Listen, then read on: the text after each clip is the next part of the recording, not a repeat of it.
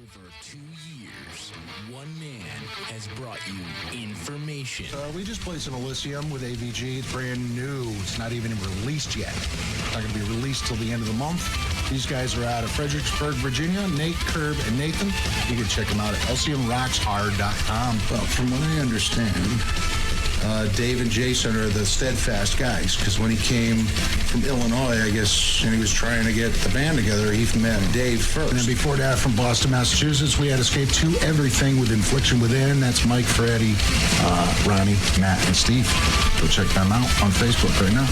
Independent metal from around the world. Nation Zero with Malice. Those guys are out of Boston. We did Shred of Salvation, 3508. That's, of course, a female-fronted metal band out of Providence, Rhode Island. These guys are out of hometown right here, Waterbury. We played some Motorfinger. Those guys are out of also Norway, man. And pure insanity. This is insanity. The Nation of Decimation. The Nation is listening. So, yeah, thanks for listening for the past couple of years, people. And, we're going to keep going as long as OFNR is here and you guys want to keep hearing this show, you know?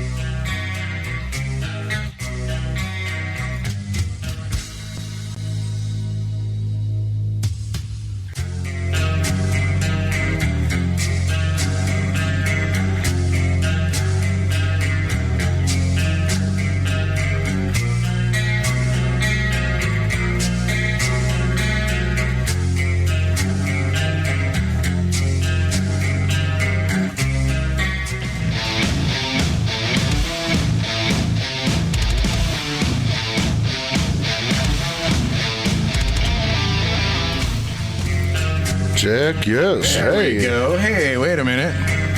Now it's working. April Fools. Ha ha ha. No, I'm not working now. Oh, there we go. There you are. There we go.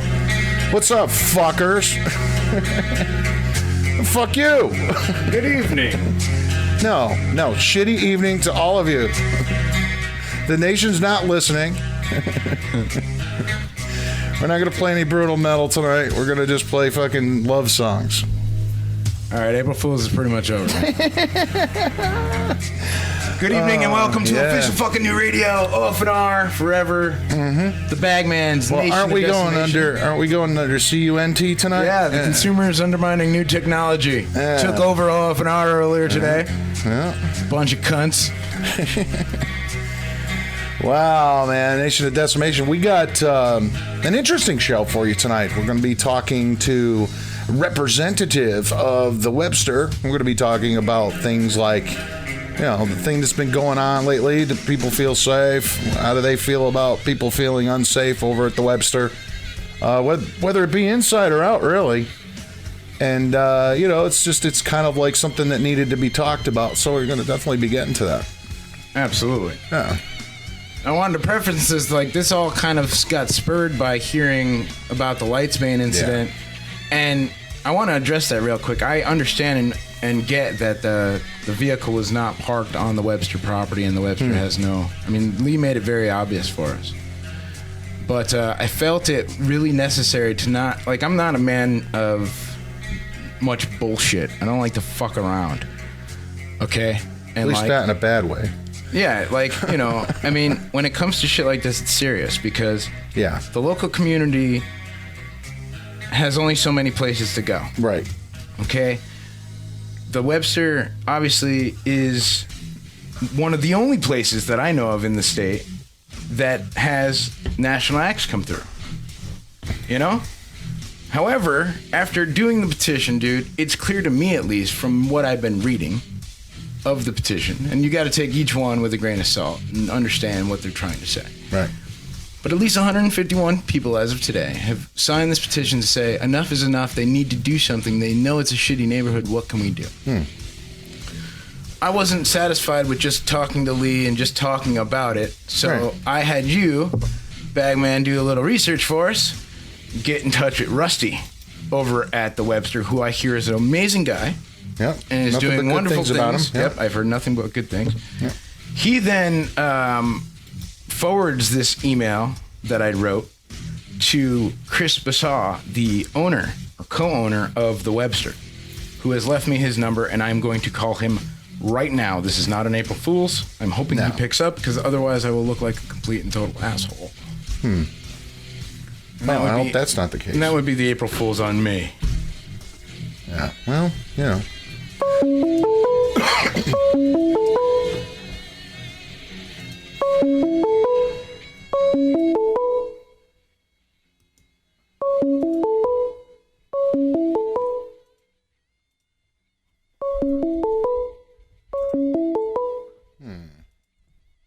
Interesting. This is not good. No. Well, I would think the guy would be a busy guy. Stadium tonight, Saturday, March 29th, in our upstairs room. We have actor observer Aminals in our Really? He leaves me the Just number My to the Trophy Webster. Watch, Wolves at Bay, and the Kingsley Affair. Thanks. Doors PM tickets are $12, and I'm gonna get to the bottom of this. Available. Yeah. I'm not gonna be satisfied until this is done and over with. Yeah. I think maybe we go to some quick music. I'm going to see if I cannot. Yeah, let's do that. Just stick around with us, people. We're going to be talking about what went on this weekend. I know that Knobs did a bunch of stuff this weekend. My weekend started on Thursday, so there's a lot to talk about. So we'll get to that. And, of course, the usual stuff, the news and the event dates and all that good stuff as well. Fucking weather, if it's working. Guess what? It's not snowing out tonight. When the fucking goddamn April Fool's that would have been, huh? If it fucking snowed again today. And, of course, 3 hours of independent metal from all over the globe. We're not joking. We got bands from all over the damn place tonight, so stick around. And, of course, we've got, some bands we know, in one shape or form. I'll have to hook up definitely some interviews. And if you want to do an interview, give us a shout. Rusty did leave me his cell number, so I could always call him, and he can get me in contact with Chris. Yes, you could do that. If all else fails, folks. Why don't we drop down to Brooklyn real quick and check out some hook, line, and sinker, and then we'll come back and hopefully we'll have that all figured out. Yeah, you know what I'll do is I'll make a couple quick phone calls off the air. Yeah. Stick around. Please don't go anywhere. This is not an April Fool's joke, because I know I look like a complete and total douchebag. Well, we do promise to play lots of shitty music tonight, though. Give me a second. So we will be right back. Yeah. Nation of Decimation. Bitches.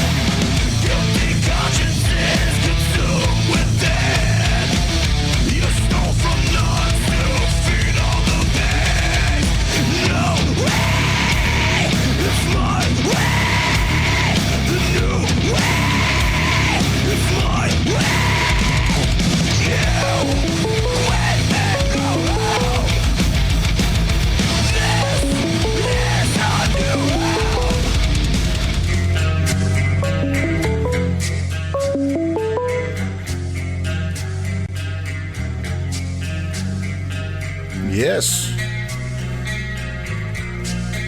All right, I think we are live. Yes? Chris, hello? Hey, it's Chris. Hey, what's going on, man? How you doing? You're on Sorry, live on the... I thought you had my cell number. Oh, okay. Sorry about that, man. You're live on the air with the Bagman Knob at the Nation of Decimation. Thank you for taking some time out to hang out with us for a few minutes, man. No problem, anytime. Yes, it's greatly appreciated. I wanted just to talk with you because here at OFNR, we truly are like true lovers of our scene, of what's going on here in Connecticut, and being able to go to awesome shows and being able to go to awesome shows at the Webster, seeing, great Absolutely. national acts like, Anthrax or Overkill's coming in September, So I just wanted to make sure that we're on the same boat here. This isn't an attack on you, nor is it an attack on the Webster. It's a matter of trying to resolve some issues that the local community has brought to my attention and that I've brought to the attention of others and talked about to see if we can. We definitely appreciate everything that you guys do for the scene, and you guys are always pushing the scene too. And I think there's definitely some misconceptions out there. So I'd love to answer any questions and provide some information that you guys might not have. So go ahead, throw it at me. All right. Okay, great. Let's first start off with just let everybody know who you are and what exactly is your position at the Webster. What's your responsibilities there? I am the co-owner and general manager. Okay. All right, big wig here. Yeah, awesome. Yeah. We don't fuck around here. All right, Knob, you had some pertinent questions you wanted to get right to, so I'll allow you to do that. Absolutely. I think there's some misconceptions, like you said, and so I think those should probably get clarified right from the get-go. So I guess first and foremost, can you define for us the Webster property? Because I think that's really important to this discussion. If you look at the Webster, we own that pretty much that whole block from the front of the building all the way to the end of the back parking lot. And then we have a side parking lot on the side that's for our employees to park in. So we own all of that property. All right. So now, obviously there's about 8 feet of sidewalk that the city owns, and then anything obviously in the city is owned by the city. Sure. And I guess the other thing to like just kind of get out there is like known fact. We all know that the Webster isn't in the greatest part of Connecticut. Yeah. I mean, a lot of the quotes that I've gotten, you know, is it's a shithole and it's a this and it's a that, it's a ghetto, and you know. Yeah, I know. I don't know if people really understand. We purchased the Webster Theater in 2009, and you know, we've tried to make a lot of improvements in that time frame, and we have made a lot of improvements in that time frame. Unfortunately, we didn't pick where the Webster was built, so we do everything we can to try to make it a better venue and try to do the best we can with the neighborhood. But we're always going to have it is where it is. There's nothing I can do about that. Oh, no question, and I think that's a fair enough. We can all agree on that. What have you guys actually done to like ensure safety of the patrons? Like in that back lot, I've heard a lot of stories about smash and grabs, things like that. Smash and grabs and break-ins. Yeah, so there's definitely some wrong information there. So there was a really bad problem with car brakes, but to my knowledge, there has never, ever been any item stolen out of a vehicle that's been in our lot, our paid lot. That we provide security for that lot, and I have never had a complaint. You can look through police records. There's never been a record of any item being stolen from that lot. A lot of people park in the neighborhood, and that's where all the smash and grabs were happening. Obviously, you're in the neighborhood. You're at your own risk. I mean. Now, would this information be easier for? The way that I look at this, if you pay to park in our lot, that money is going for the safety and security of you and your vehicle. That's why you're paying me. So I'm going to make sure that that your property is safe in my lot. So I know that there definitely has been a lot of smash and grabs, but that's not on our property.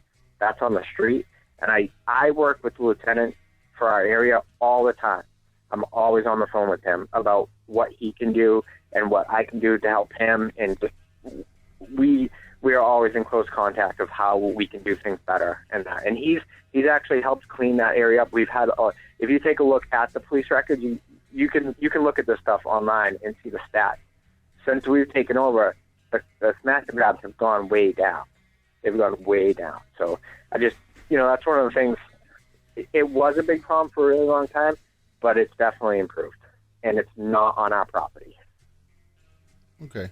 Now, what brought this conversation up is one of our bands that we're really good friends with here at OFNR, Lightsbane, had their truck stolen like right in front of your building over last weekend. Yeah, that's horrible. I feel really bad for them. I know, like they're a struggling band. They're a local band. They're just in the scene trying to make their way, and that's just an awful thing to happen. It seems like it was, a crime of opportunity. Somebody seen the vehicle there, they hopped in their car and took off. It happened in a split second. Someone in the neighborhood saw that the vehicle was there, was full of gear, and the guy stepped out of it for a minute, and boom, they jumped in it and took off. Even if I had somebody out there at that time, which was after the show, there was still security around and stuff. Nobody would have been able to stop that. I mean, it was just somebody across the street who just ran in, jumped in his car, took off. There's really nothing that we could have done to prevent that. Well, I mean, talking to some of the constituents here in the local community, there used to be a time when bands had priority spots. We all know that the local bands are the guys that are, really busting their balls to sell tickets and to get people to come out to these shows to not only come see them, but also these big national acts and make those events a big deal. Local bands, are the heart and soul of what makes any great establishment here in Connecticut. If we, I'm sorry, I didn't mean to cut you off. We support the local scene fully. A lot of times if we didn't have our local scene, our national shows wouldn't do half as good, because a lot of people are coming just to see those locals. They're supporting their local bands. So I fully support that. That's why we have breakthrough music. That's primarily why we do everything in underground, because we want to support and build that scene. So I'm all about the local scene. Parking is just tough there. You know, we don't have a lot of space. We have this space in the front, which we can't control because it's public property. We can control the space on the side because it's loading. It's a loading zone, but it's not very big. A lot of times we'll have upwards of 5 to 10 bands. There's five to 7 people in a band. A lot of times they all have their own vehicles. That's a lot of vehicles. That's a lot of vehicles to try to park. Oh yeah. We do the best we can, but we're restrained. You know, we can't give everybody priority parking because there just isn't enough space to do it. Right. Well, unfortunately. What of the loading and unloading of vehicles? At the very least, be able to, you know, even on these smaller shows, you know, be able to have an area for those guys that, you know, I know it doesn't seem like much, but to me, presence would mean a lot. I mean, granted, it's not going to stop the 10-second heist. You know, that's going to happen. It could happen anywhere. Yeah. You know, it could happen anywhere. But and understand that's a rarity. I mean, that's the first time that has ever happened. Obviously, now I'm going to take steps to make sure that doesn't happen again. But you know, that's a rarity. You know, that was. I will do everything I possibly can to keep security out there longer and make sure that, you know, when they're loading, that somebody's always watching them. You know, but people also need to take personal responsibility. Understand where you are. Be smart about it. Don't leave gear unattended. Don't leave your keys in your vehicle. Be smart about where you are, because there's only so much that we can do to help you out. And that was gonna. And I want to do everything I can, but everybody also needs to take personal responsibility. And I was absolutely going to get to that point as well. I mean, obviously, we're not here, even here at OFNR, we're not saying, you know, we need babysitters for gear or anything like that. You know, my following question would be, what is a community, you know, because this is a community, the local scene is a family. You know, and I'll give you a perfect example. Over this past weekend, we all went down to Cook's, and, you know, there's 300 patrons, nothing is stolen, no gear is, nobody's even worried about that. We're all just there to help each other. And the same can be true anywhere else and everywhere else. And all I want to do is ensure that, you know, when people go out there, you know, we all know we're going into a shitty neighborhood. I mean, that's a given. But as soon as we get to the Webster, we should be able to say, okay, you know, I'm going to have a fucking good time, and I'm not going to have to leave here and worry about my you know, my stuff. I mean, what can we as a community do? I've already heard of bands doing, you know, buddy systems, and if you're going out to your vehicle with your gear, then, you know, 4 or 5 other guys are going to go out with you, you know, that kind of stuff. Any other suggestions you could say? I mean, no, I mean, really, honestly, I'm there every day. My staff's there every day. Stuff happens, but it's not that often. You know, it is a safe venue to go to. Once you park in our lot, you come in our building, you're safe. You know, there's no problem there. You just gotta be aware of your surroundings. If you're gonna walk around that neighborhood, don't walk around that neighborhood. Or if you're going to, yeah, bring some friends with you. Don't park in a dark spot. Try to park in our lot. You know, if you can't park in our lot, try to park somewhere on the main road or somewhere where it's not. If you feel as though your vehicle is not safe, don't park there. You know, try to get in the lot or something like that. You know, that's pretty much it. We as the Webster Theater works with the community, the police department, the local community efforts. We do a community day every year where we have the police department, the fire department, the Amber Alert program. They all come down. They provide free safety info for the people that live in the community. And, you know, we try to make it, you know, this is all donated by the Webster Theater, the property, our staff. We do this in our back lot. You know, we do this in efforts to try to bring the community closer, to try to get the community to understand what we're doing, and also just create a closer, safer neighborhood. So maybe the neighbors will be like looking out for for our venue and stuff, and understand that we're doing something for them. Maybe they'll do a little bit for us and try to bring people in the neighborhood. But again, there's only so much I can do. Okay, well, we have a petition that was signed by over 150 people. I'll let Knob alliterate a little bit more on what the petition's about. I was just wondering your stance on it after he tells you. Obviously, there's a large amount of people who feel that this needed to be addressed.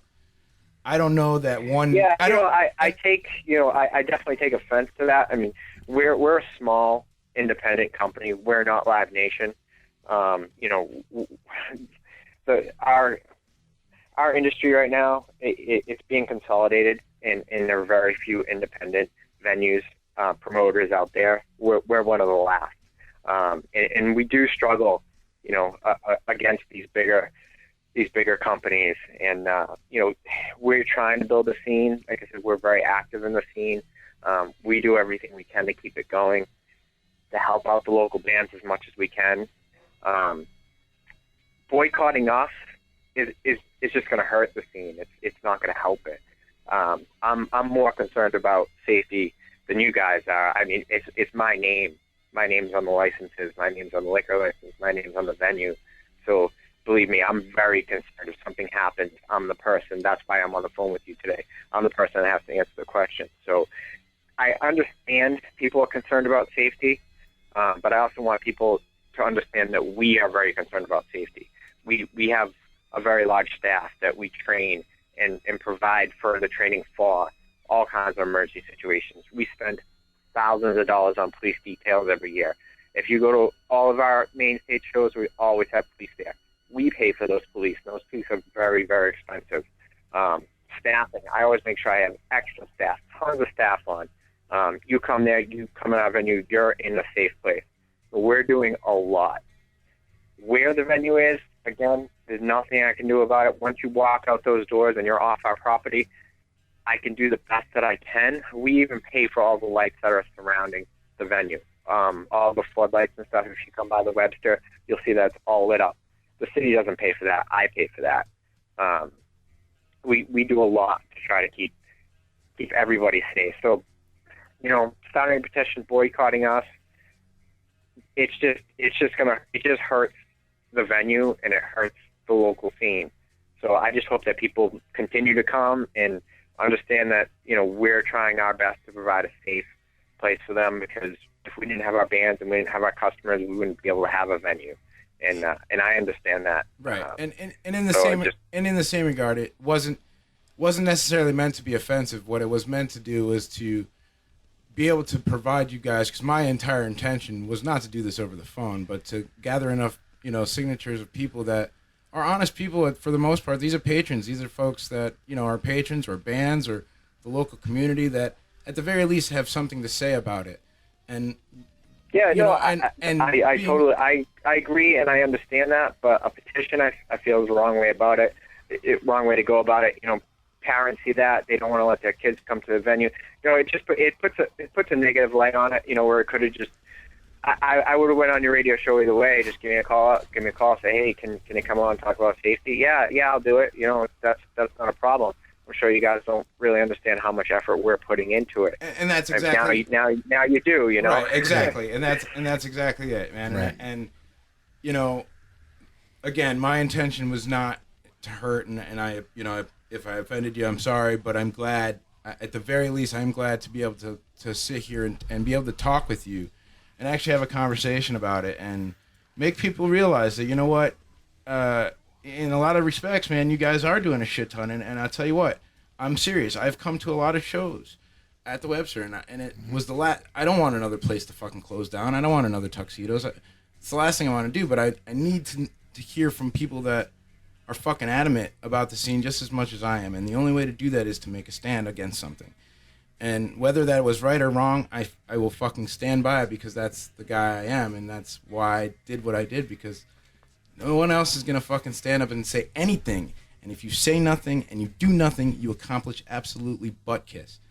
And I've talked to bands, I've talked to members. A lot of guys said, dude, you're an asshole. And I said, all right, that's cool. A lot of others said, dude, I'm glad you're addressing it. A lot of guys said, dude, if you don't fucking man up and talk about it, then I lose respect for you. You know, I've heard it all. I've had fights with my friends over this. Was I right? Was I wrong? I don't fucking know. But I do know that it was. I do know that it was. It was an absolute. Let's put it this way: if you have any other questions or concerns, give me a call. We can talk about it on the radio. You don't have to start a petition. You just give me a call. You got my cell number. Call me. I'll talk to you anytime, man. You want to talk about a show? You got a concern? Give me a call. I'll talk to you anytime. I appreciate everything that you guys are doing, everything that you're doing to help the scene and to push these shows and everything. So I respect that. So I'll talk to you anytime. All right. Now, obviously, I would like for you to make sure you get a copy of that if you haven't already, just because, regardless, much like anything else, man, the negative, listening to people's negatives, whether or not it's bitching, obviously there's a filter for that, but, like, listening to the negatives will far outweigh the positives. I'm aware of it. I've been online. I've seen the petition. I've read through it. I've read okay, cool. All right. So yeah, I'm very aware of it. So what do you ultimately want to say to these people that signed this petition? I mean, I just want everyone to have faith that we're doing everything we can to provide a safe venue for you guys. And just, if you come into our venue, be comfortable there. It's safe once you're there. If you're outside of our venue, if you're off of our property, please use common sense, because I don't want anything to happen to you. I want it to be safe for everybody. I want everyone to come and have a good time. That's what we're all about. Putting on good shows for everybody. The bands and the customers, everyone having a good time, and everyone getting home safe. That's really my ultimate goal, and we're driven to do that. We're just going to continue to keep doing that. And if people have concerns and suggestions, to please email into us. That's the best way to do it. We definitely love to have them, and maybe some people have thought of some things that we can do that we haven't yet. I am really open to other people's ideas. We don't know everything, and if people can help out with that, then great. Shoot me an email and let me know, and we'll take everything into consideration. Yeah, can you give us that email now on the air so people listening will know if they can write it down for future reference? Yeah. They can go ahead and email in at sorry, my computer just froze up on me, and I want to make sure I give everyone the right email address because we have a lot of them. That's okay, man. Take your time. It's all good. No problem. Sorry about that. I think the concern is that, if something does happen there, that because you have so many people involved in the organization, that people are a little confused as to who to actually, look up and send that to, like, if they do lose something on the property or whatever the case may be. Yeah, if somebody does have, like, if they're looking to, if they lost something or they have a concern, they can definitely call in. We're in the office Tuesday through Friday from 12 to 4, and if they just call our main number, they'll reach somebody. Somebody's always there in that time, and they will definitely get right back to you. And that number is 860-246-8001.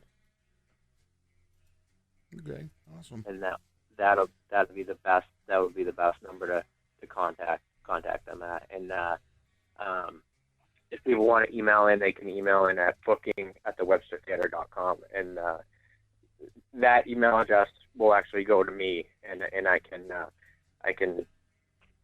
ahead and I'll get that directly. So if anybody has any concerns, suggestions, or they just want to send an email, they can go ahead and send it to booking@webstertheater.com.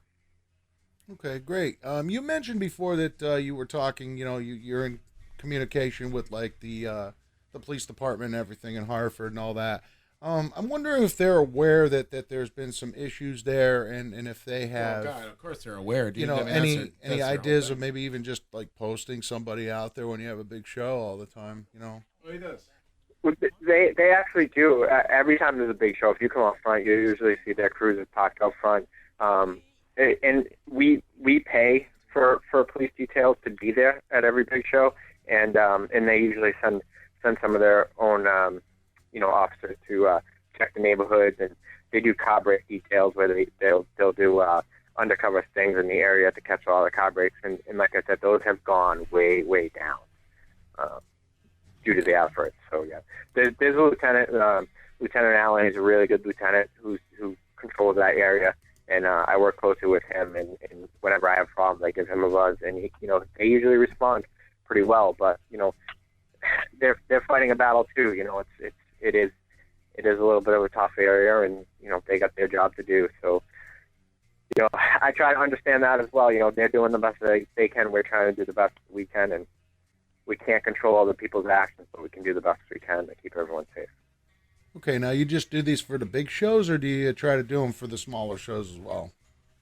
We would love to be able to provide police for all of our shows, but to be honest, it's really, really expensive, and we wouldn't be able to have these smaller shows if we had to pay for the police to be there at every show, because it's just a huge expense. Okay, now if you had to beef up security, would that actually start affecting the ticket prices and stuff as well, probably? And would it come out of the patron's pocket? We, as far as our security is concerned, we have more than sufficient security. But when you're bringing in outside stuff like police department, fire department, stuff like that, those costs are just, the cost of that to reflect, we try to keep those smaller shows, between $10 and $15 ideally. If we have to bring in police for everything like that, that's going to bring it $15, $25 range. You can't price people out. You can't come to a local show and drop $25 for a ticket. That's not fair to our customers, and we really don't want to do that. And I don't think we need to do that. I think that we have this under control. Some crazy things happen, and it brings everybody's attention to this, but that's not the day-to-day. Like, we have a show there tonight, and, we're not having these problems, and we've had it, last week we didn't have these problems. This was something that happened because there was an opportunity, so somebody took advantage of it, and it was a one-time thing. Yeah, car breaks happen, but, there's really not that much that happens. It really is not that unsafe of an area to go to. You just got to be aware of your situation. You got to be aware of your surroundings.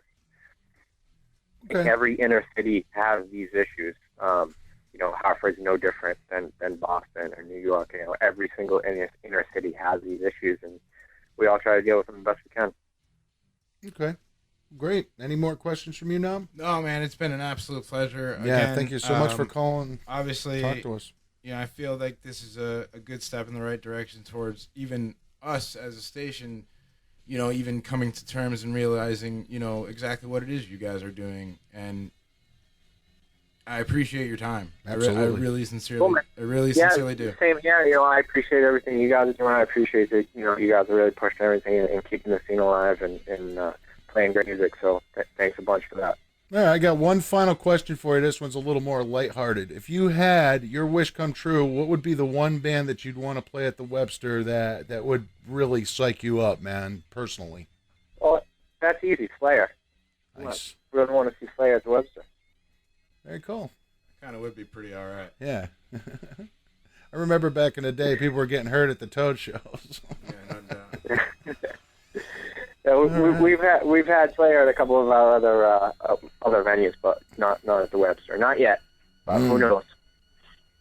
Yeah, maybe it'll happen. Yeah. You got Overkill coming in later in the year. That's pretty cool. So. And I've already sent out the thing to have that petition removed, so it will be removed for you now that you've had an opportunity to check it out and read what people had to say. And at the very least, man, for everyone's sake, I hope this makes everybody a little more aware that this kind of shit can happen anywhere. Yeah. But like you said, man, know your surroundings, know where you're at. Park as close to the damn venues as you possibly can. Park in the paid lot. Get there early. See, this is another reason, Bagman. Get there early. Stay there late. Get there early. Yeah. Well, so, that's right. Thank you, Chris, very much. Yeah, thanks so much. Yeah, no problem. Thank you. And if you guys want to touch base on this again in a little bit, yeah, let us know. If you guys want to talk about any other shows or anything, feel free and we'll set something up. Let us know what we can do as a community to help you guys out as well, so that it's everybody feels better there. Yeah, keep us posted on that kind of stuff because we would love to get involved. Absolutely. Anything you need from us, let All us right. know, man. Awesome. Cool. All right, guys. Thank you. All right, peace Have a out. good night. All right. Chris Besaw, one of the owners of the Webster Theater. No big deal there. What do you think, Bagman? How you feel about that? I think there's, more awareness that I think we got to have. That's one thing that he definitely, left out there was that, we really got to pay attention better when we're over there. But that's kind of a given. I'll tell you but, what it means. What it means is, dude, what we saw on Saturday night is really remarkable, and we need to talk about it because it fucking fits into this right now. Mm-hmm. Absolutely. Let me just explain what I saw fucking Saturday night. I got there early. It was fucking pouring out. Okay, it was. People are already kind of, pretty fucking packed in there. It's like, pretty good amount of people already when I got there. It was early. Quite a wide range of different kinds of people there that night. Lots of women. And then lots of women. Then all of a sudden, as the night, first band goes on, second band goes on, Gates of Ivory's kicking ass, taking names. People should see them if they have. By Cyperna, dude, the place is mobbed. And what it means is, dude, there is a fucking community here. And that community, much like we did for Lightsbane or are doing for Lightsbane, right. There was a benefit show for Lightsbane in June that I heard about, that the community came together and is helping. I mean, there's, obviously all these different things. Man, as a community, now we know we have to look out for each other because there's only so much they can do, and B, there's only so much they can do. We all knew that was going to be the answer, but at least now we fucking know where where to park, where to, how to work this out. I think this was, I think it was positive. Oh, absolutely. I mean, as everybody listening knows, I'm a musician, and I've had a few bands that have had things, stolen or whatever. But what I find in a car situation when you're going to get ready to pack up your car and stuff, get one of your buddies that's just kind of standing there hanging out. Tell them to go sit in the driver's seat. If you guys got to go back into the building or if you have to leave it unattended or whatever, just grab somebody. If you're just standing there hanging out, help a band out. Just watch their shit. That's what makes the difference between a guy, having 30 seconds to jump in a car or not, if you're standing right there. That's at least my thoughts on it. So, but yeah, that was really cool of him to call in and talk to us, man. It was pretty badass, So hopefully our listeners learned a little something from him and maybe had some kind of relief in knowing that they're at least on top of it. At the end of the day, my biggest concern this evening was to not disappoint the rape machine. Right. Because he came up to me and was very serious. Mm-hmm. And said, if you don't do this the right way, I will be very disappointed. Yeah. So next time I see him, I'll have to see if I disappointed him. Yeah. Hopefully I didn't disappoint any of y'all. Obviously, I learned a lot. I learned a shit ton. Well, it's hard to believe that I still feel the same way. But I guess if your car's in that back lot, to answer anyone's questions, if your car's in that back lot, it's on the Webster property, so report that shit. Yeah. Make sure you do. It's just a shame that a disappointment had to inspire all this. Yeah, right. Everybody's saying Lightsbane's such a disappointment. Well, they started this crap. Very true. This is very true, man. Of course, we still got Agrippa calling in. Yeah, we got Agrippa calling in a little bit. Going to be talking about this Saturday night. No big deal or anything, but it's a 10-year anniversary of Agrippa 93. So he's going to have, members from all over the scene doing songs with him throughout the night. And got Shallow Ground on there and Head Wrench. So, good, solid thing going on at Cherry Street. And he'll be talking a little bit more about that later when he calls in. So, definitely looking forward to that. And, you want to talk about the weekend now, man? Or you want to do some music? Well, dude, we've already kind of touched base on it. All right, well, so started out Friday night, right? Well, mine started Thursday. I went up to New York State to almost fucking Canada. I was like 5 miles away. I'd never been up that far. I've been to Lake George and stuff like that when I was younger, but there's a picture on my page of me standing next to the fucking Sciences 5. But we went up almost like 150 yards, something like that, up to the border where the toll was and shit. It's the first time I've ever done that. So, and you get up there and everything's in French, man. All the radio stations are all in French, man. It's just like a whole different world. It's like you moved to France or something, Very, very cool. And then Friday, we ended up at Cherry Street. I don't know if you did anything before you got to Cherry Street there now. Nope. What a hell of a went bill to that work. was. I mean, I went to work. Yeah. Yeah. And of course, we had I Kill Ya. And if you were listening, you heard it broadcast live here at OFNR. Who else do we have on the bill there, Knob? Everybody hates me. Fucking Continuum. Nasty Disaster. I mean, it was a pretty good night of fucking metal, man. A good warm-up night. Yeah. For Saturday's adventures. And then Saturday. Fucking, of course. Jeez. And dude, let me tell you, I Kill Ya, and you guys just keep getting better and better and better and better. Mm-hmm. That new album is fucking awesome. It's fucking awesome. We're going to have to play Ve Victus at some point. Just the song. Just the song. I am not playing the album. I don't even have it in my possession right this second. Not it's yet. on my desk at my computer at work. I did get a copy. But we'll from be Jason. hooking up. That's regular play, though, people. That's not Nation stuff because they're signed now. It's true, right? We can't even play them here. That sucks. Well, we can because it's our show. We can do whatever the fuck we want. So Absolutely. it will surprise you. One of the highlights of the 2 weekend was seeing some dude out at both shows, which was pretty fucking cool. And Major Chuck showed up at the second one on Saturday. Lots and lots and lots of people. I mean, even people that weren't even playing that night were fucking hanging out there at both of those events. And great crowds at Cook's on Saturday night. I mean, holy shit. And all the bands brought it. Even Gates of Ivory was two guys, just a drummer and a guitarist. He was just throwing himself all over the floor and everything. But he was jamming the hell out, man. People were digging it. And there was moshing at Cook's. So the guys behind the bar had to become bouncers for the evening. And they didn't look like they were used to that kind of behavior. Nor were they very happy about that. Yeah, you got to remember, guys, if you're at Cook's, no moshing at Cook's, man. Yeah. Behave yourselves. Or if you're going to do that, just don't get, into fist fights. You know what? No, you know what it is? Fist fights Yeah, going you know what on. it is? No fucking karate in the pit, man. Yeah. No throwing fists, What's up with no that? throwing elbows, no throwing feet. There's no... Dude, moshing is kind of like bouncing around. You can go on YouTube and look up a video of what real moshing is, and it'll show you. Dude, you know who's an expert at it? Fucking TJ from fucking from Lightsbane. Yeah. First of all, that dude's fucking built like a brick shithouse. Yeah, so if You know he what? hits you, you're going to fly. But Yeah, so prepare yourself. Yeah. But, he also knows that he's very strong, and he's, yeah. he's going to bounce you around a little bit. He's you not know? throwing his arms and legs out all over He's not the place. punching you in the face. He's, he's throwing you around a little bit. I mean, that's the whole point of moshing. That's always been the point of moshing. This hardcore fist-throwing nonsense, Yeah, especially in small clubs. Come on. You know what? I've heard girls getting punched in the face and stuff and hurt and stuff. And, it's not necessary. We're Well, all dude, trying to have fun here. At you know? Cook's, it was the girl starting the pits. Yes, this is true. was But I've crazy. seen those girls starting pits at Cherry Street and shit, too. Those girls are major metalheads, man. Oh, yeah. But it was a good weekend, though. my God. I'm absolutely exhausted still. I haven't been able to grab a break or anything, but but it did show a lot of unity in the scene. I mean, everybody was helping everybody out, and the bands got up and off really quick after their sets, and there was a lot of help going on, and the sound sounded great too. Sound was really good there that night, so very, very good shit. Hells yeah. Anything else you want to throw in there, Knob, on anything? No, or- dude, of course, great to see all the bands. Dude, Intercourse was fucking great. Of course, Kevin King in that band, good friend of mine, good friend of OFNR's.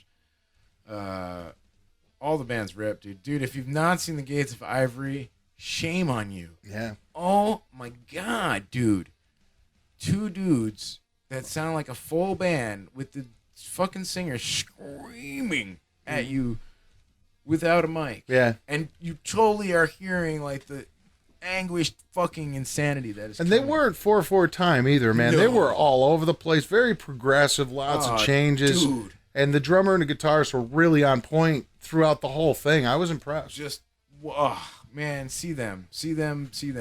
Do not miss them. Dream of Scipio. Oh yeah, it's been a Scipio. while. It's been a while since I've seen them. They sound better than ever. Dude, the last time I saw them live, I think, was at a Bangarang for Yeah. Christ Havoc's Bangarang. I sincerely. I saw them open for Soil Work at the Webster. Was it late last year? Was the last time I saw them. Then Stagger. Yeah. And The only thing with Stagger was you couldn't really. The first two songs, the vocals were really Yeah, low, but then yeah. it got turned up. Yeah, so it was fixed. yeah. it happens, dude. My recordings from this weekend are not very great either. I'm a little disappointed, to be quite honest, but it happens. Not much you can do. Then of course we had Cyperno. Oh my God. CD release party. And Kali Where Ma. did they bring it? I was getting to Kali Ma. Yeah, dude. Bring it. Shit. Bring it was for, it was nice to hear the songs live because I have to admit it's been a little while since I've seen Cyperna. So bring it. Yeah. You, sir, can go fuck yourself. They fucking brought it, man. They did. Holy Jesus. Yeah. My God, dude. That shit was brutal. It was savage. It was heavy and mean, and it was cool to see Joe Morbidelli. Haven't seen him in a while. Oh, yeah. Broke his hand or something or other. But well, he cut himself. Did he? Is that what he did? I say it's a fisting accident. He never corrected me, so I'm running with it. Yeah. So there you go. That works for me. What else? And then Kali Ma. Oh, fuck. Yeah, dude. Know. And the craziest part about that, Sean fucking Kavanaugh. Mm-hmm. Dude, if you've not heard Cyperna, you should check him out. That shit is heavy as fuck. And the drums, yeah. And it's all technical and fucking mean and crazy. Okay, so that's, half hour, 45 minutes of that. Followed directly and immediately by another 45 minutes hour long set of Kali Ma, which is fucking technical and mean and brutal and savage and fucking crazy. I don't know how that dude was standing after that show. Yeah, I have no idea how he was walking. He's definitely an outstanding drummer, man. I got a lot of respect for that guy's ability to play, man. And I also kind of dig, a lot of what he's been doing. But the thing is, he was beating the flying hell out of those drums, dude. Yeah. He was beating the shit out of them drums. Yeah. Like they owed him money, dude. He was beating them fuckers, man. Just pow, pow, pow. Jesus Christ, man. No, the guy's built like a fucking brick shit house too, dude. So those drums are taking a beating, man. Plus all the people that were out. I mean, I ran into guys from Crossing Rubicon and the Continuum and Eyes of the Dead and Opus. And, it was funny because Opus pulled me aside. He's like, "Dude, I didn't know you were in leagues with Chris Keys." I'm like, "I've been doing videos with him for ever, dude." He's like, "Oh, that's right," and it was just a funny moment, and we were talking about some cool stuff that OFNR is being a part of. It's coming up, so it's gonna be pretty fucking awesome. Incidentally, Matt from Eyes of the Dead played with Nasty Disaster on Friday. Dude. Non-zombie. Mm-hmm. That is Matt's official non-zombie. Nice official Nasty Disaster name. If he does not already have one, he is now non-zombie. I'm sure he's got a few. I'm sure, but I like non-zombie. Some of me probably wouldn't want repeated because he's not non-zombie. He's non-zombie. Well, he did a hell of a job, man. Oh yeah, that was pretty badass. Dude, absolutely. He's a good guitarist, anyways. It didn't surprise me he could pull it off. It was just cool to see him doing it. A great guy. Yeah, he is. God. But it was really cool to see that. I was very unexpected of seeing him playing with them, and then realized, well, that makes total sense. Yeah. But I call him non-zombie. Well, they've got the the unlimited members, man. They got the revolving members of Nasty. I think everybody's been in that band. Yeah. Even I was in that band 3 times. I haven't been in that band yet, but Herman does a good job. I've never been in that band. Maybe play the tambourine or something. Ding, ding, ding. They haven't asked me yet. I know a few of their songs. So. But anyways, so good weekend. Hopefully you guys out there had a good weekend. It was a great weekend, man. As you may have noticed, it was snowing yesterday, but it's nice again. It's supposed to be in the 50s for a little while. So, maybe we'll be able to welcome spring finally and get rid of the goddamn snow and the 30, 20, below zero fucking weather. Right. Yeah. Hope you guys stick around. We got the important stuff out of the way. I know Grip is coming. I mean, I'm not saying that's not important. Well, that's definitely important. Obviously. Got to know about the 10-year anniversary, but I felt this was a really good way to start. Oh, absolutely. Absolutely. And I'm a little upset because it is April Fool's Day. And I did want to get silly, so we do have some really silly fucking stories for you tonight. Yes, we do. And should be and a lot time. of shitty fucking bands with a lot of shitty fucking songs. So he said it, not me. I'm not taking any responsibility for any of that, man. Don't believe what you hear, people. That's all I got to say. Let's play some fucking tunes, man. You wanna hit that hook, line, and sinker again, man? You wanna play that again? Because we didn't get through it. That's not a bad idea, Mr. Bagman. Pop that in, play a couple songs, and then we'll be near the top of the hour. I have enough time to go get a cigarette in before Grippa calls. So. Oh yeah, well a couple minutes anyway. Yeah. So let's do that. All right. Thank you for listening tonight, everybody. Fantastic evening. Yes, thank you very much. Hope everyone had a good time so far and is going to keep it locked. Yeah, keep it locked to the Nation of Decimation with the Bagman and Knob on official fucking new radio, bitches. Yeah, here's some music from New York. Enjoy.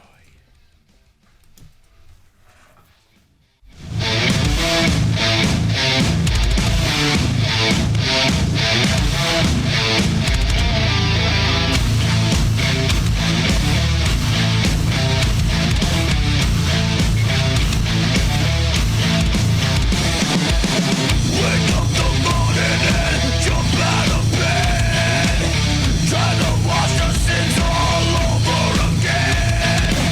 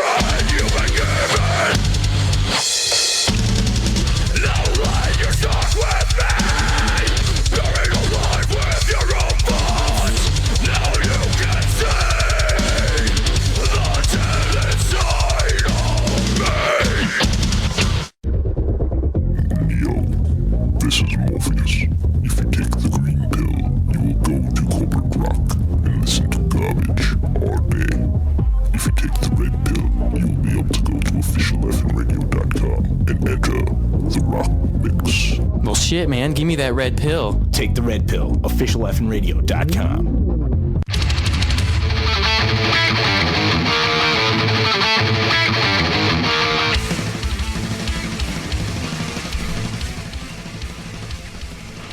You have taken the red pill, I hope. It's official fucking new radio. I am the Knob. Nobbitson. Nobbles. And with me, as always, the Bagman. Bagman. That is moi. That is moi. Yeah, we're currently talking to Mr. Agrippa. He's going to be giving us a call in a few minutes about the 10-year anniversary show coming up this Saturday at Cherry Street. Kind of a big deal. A whole bunch of people on it. He's going to be talking about that kind of stuff. We just played some tunes. What do we play there, Knob? That was Bound for Pain. Bound for Pain. Good stuff. Actually from Waterbury, right around the corner here, huh? Yeah, well, speaking of right around the corner, while we were on the air, I got a disc dropped off to me at the house, at the studio. No Honor Among Thieves. Brand new No Honor Among Thieves. Just came out. Like, it's just out now. In my hands. Unwrapped. The smell of fresh music is in my grips. Speaking of grips, I bet you this is the one and only grip. Hang on a second, let me get... I'm a coming, Gripper. I'm a coming, don't hang up.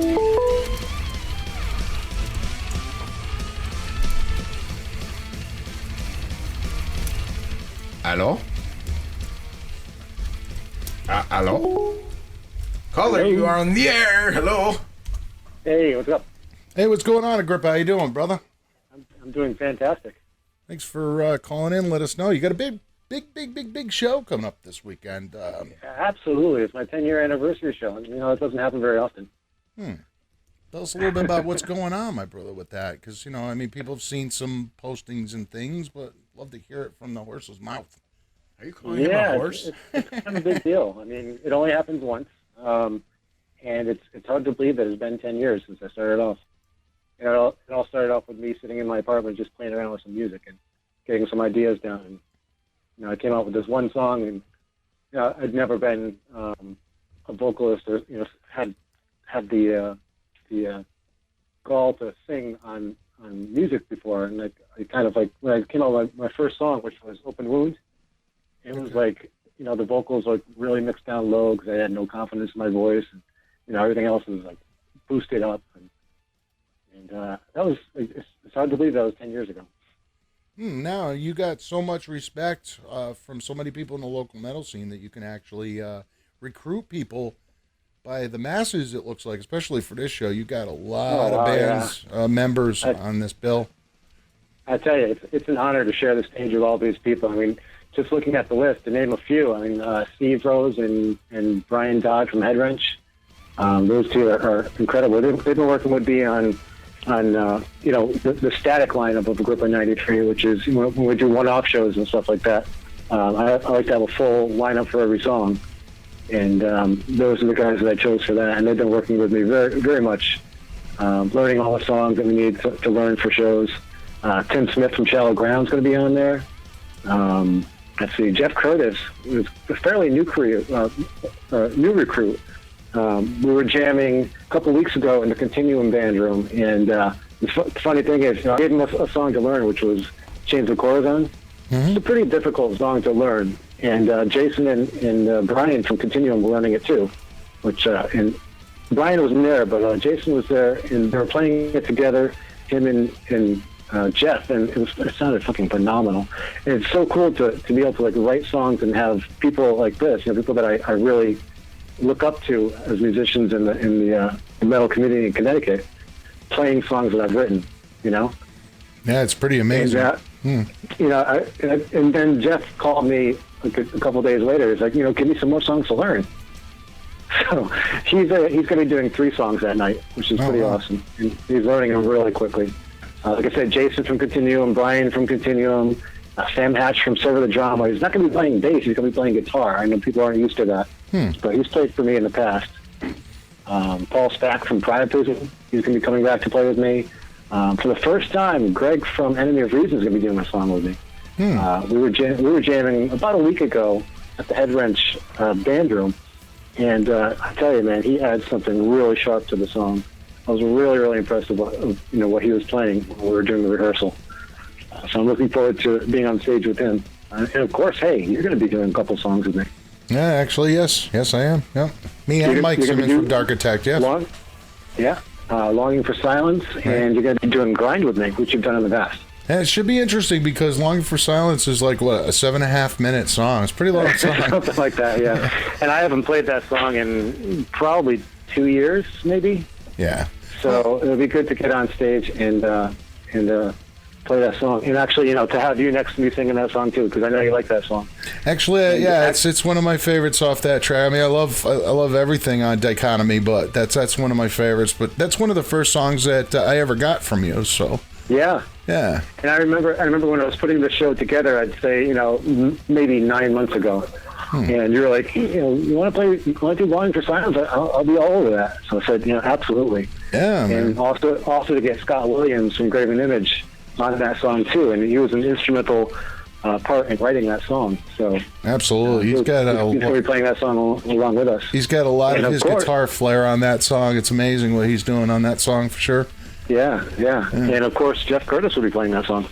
Nice. Wow, man. Bigwigs, because, you know, Jeff Curtis is an obsession now and all. So. Yeah, absolutely.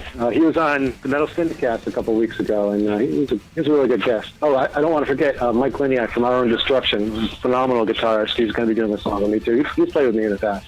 Yeah. And Doug Williamson from Fear of the Masses. He's played with me in the past before, too. So give everybody a lot of great musicians. Give everybody an idea of what they can expect the night of this event. It's I think it's going to be a little bit different as far as my show goes. Shallow Ground's going to be playing, and Headwrench is going to be playing, 2 bands I have the most respect for. I really do. These guys are veterans of the Connecticut metal scene. Shallow Ground, Keith, there, he's actually helped me out when we're, you know, playing live in the Connecticut scene. He actually got us our first show at Cherry Street Station. Right. Many years ago. So he's been a real help over the years, and he's a great guy. So it's my honor to have him open up the show with Headwrench. And Headwrench, what a great band those guys are. So really looking forward to that. as far as my set goes, I'm going to be playing 11 songs. It's going to be all in chronological order. So, yeah, I'm going to be starting with the very first song I wrote that I mentioned earlier called Open Wound, which I didn't even start playing live until like last year. So it took 9 years to get that one to the stage. And I'll be playing 11 songs all the way up to the most current song that I released about a month ago. So it's going to be really cool as far as the presentation, because not only do I have what I call a revolving door policy of musicians on stage, because it's each song is going to be different musicians playing. Those of you that haven't seen my show before, it's kind of weird to see, but it's really cool. The open door policy, and not only that, but I have video for every single song that's presented that night. So you get the whole audio visual experience. And because it is a 10-year anniversary show, I want to, it's going to be kind of like a story time for Griffin 93. There'll be lots of talking about, what each song that I play, there's going to be a little story behind it. And the people that are playing with me, I'm going to definitely let people know how they signed on to the gig and their background as far as the Griffin 93 goes. Because I will have past members of Griffin 93 playing with me, which is really awesome. Absolutely, man. Really excited about that. So, it's been about a year planning for me. I knew that I wanted to do something big for 10-year anniversary because, like I said, it only happens once, and I'm really excited to be doing this and to be on stage with all these great, phenomenal musicians. So it's a big honor for me. Now, what would you say that you've learned over the last 10 years of being in the local metal scene here? What have I learned? Yeah, what's the most important things you've learned? The most important thing is networking. Get to know people. Go out and, go to shows. Talk with people. Be friendly with people. I mean, it certainly paid off for me. I've helped a whole bunch of bands in the past. People have helped me out. It's like, it's a community, and you have to treat it like a community because, it's when it comes down to it, we're all in this doing the same thing. We all love doing the same thing, and it just makes sense, Absolutely. Now, where do you? And if you look at the lineup, of who's going to be playing that night, that's the result of networking over the years. That doesn't happen overnight. Oh no, man! You've been in the trenches and stuff. Hooking up with all these people all along. Now, where do you see yourself in another 10 years? Let's say the 20th anniversary of Cripple. Where do you see yourself then? Let's see. On stage with maybe a Walker, maybe a Kane. Nice. I don't know. I hope to be doing this for a long time. We'll see. I mean, I've had a great first 10 years. It's been, a lot of ups and downs, but I'm hoping that it continues. Who knows what it's going to look like? I mean, over the past 10 years, it's definitely changed shape. I'm back to where I want to be personally and musically and creatively. So I'm very happy to be where I am right now. Okay, so let's say everybody comes out to your show on Saturday. What do you want to say to those people before they come out that really make them definitely want to be there? Other than obviously Agrippa 93's 10-year anniversary. You're going to be surrounded by incredible people, incredible musicians. Everybody there is friends with everybody else. If you don't know people, introduce yourself. All these people that are going to be on stage with me are not only, in bands and playing songs with me, but they're also my friends. Absolutely. So, All right, well, awesome. Well, thanks for calling in and telling us about this. Thank you. So now you're doing the Metal Syndicate, of course, and we got the syndicated Syndicast Sunday at 7 over here at the OFNR on Sunday nights. What do we got coming up? I still can't say that. Syndicated Sunday. Alan has it down. I still have it there. I still can't say it. Knob can do it like really fast a bunch of times. Syndicated Syndicast Sundays at 7. The Syndicated Syndicast Sundays at 7. The Syndicated Syndicast Sundays at 7. Show I off. can't do that. So my own words, so So give everybody a little idea what you got coming up on the Syndicast for the next so many weeks, man, for guests. Oh, wow.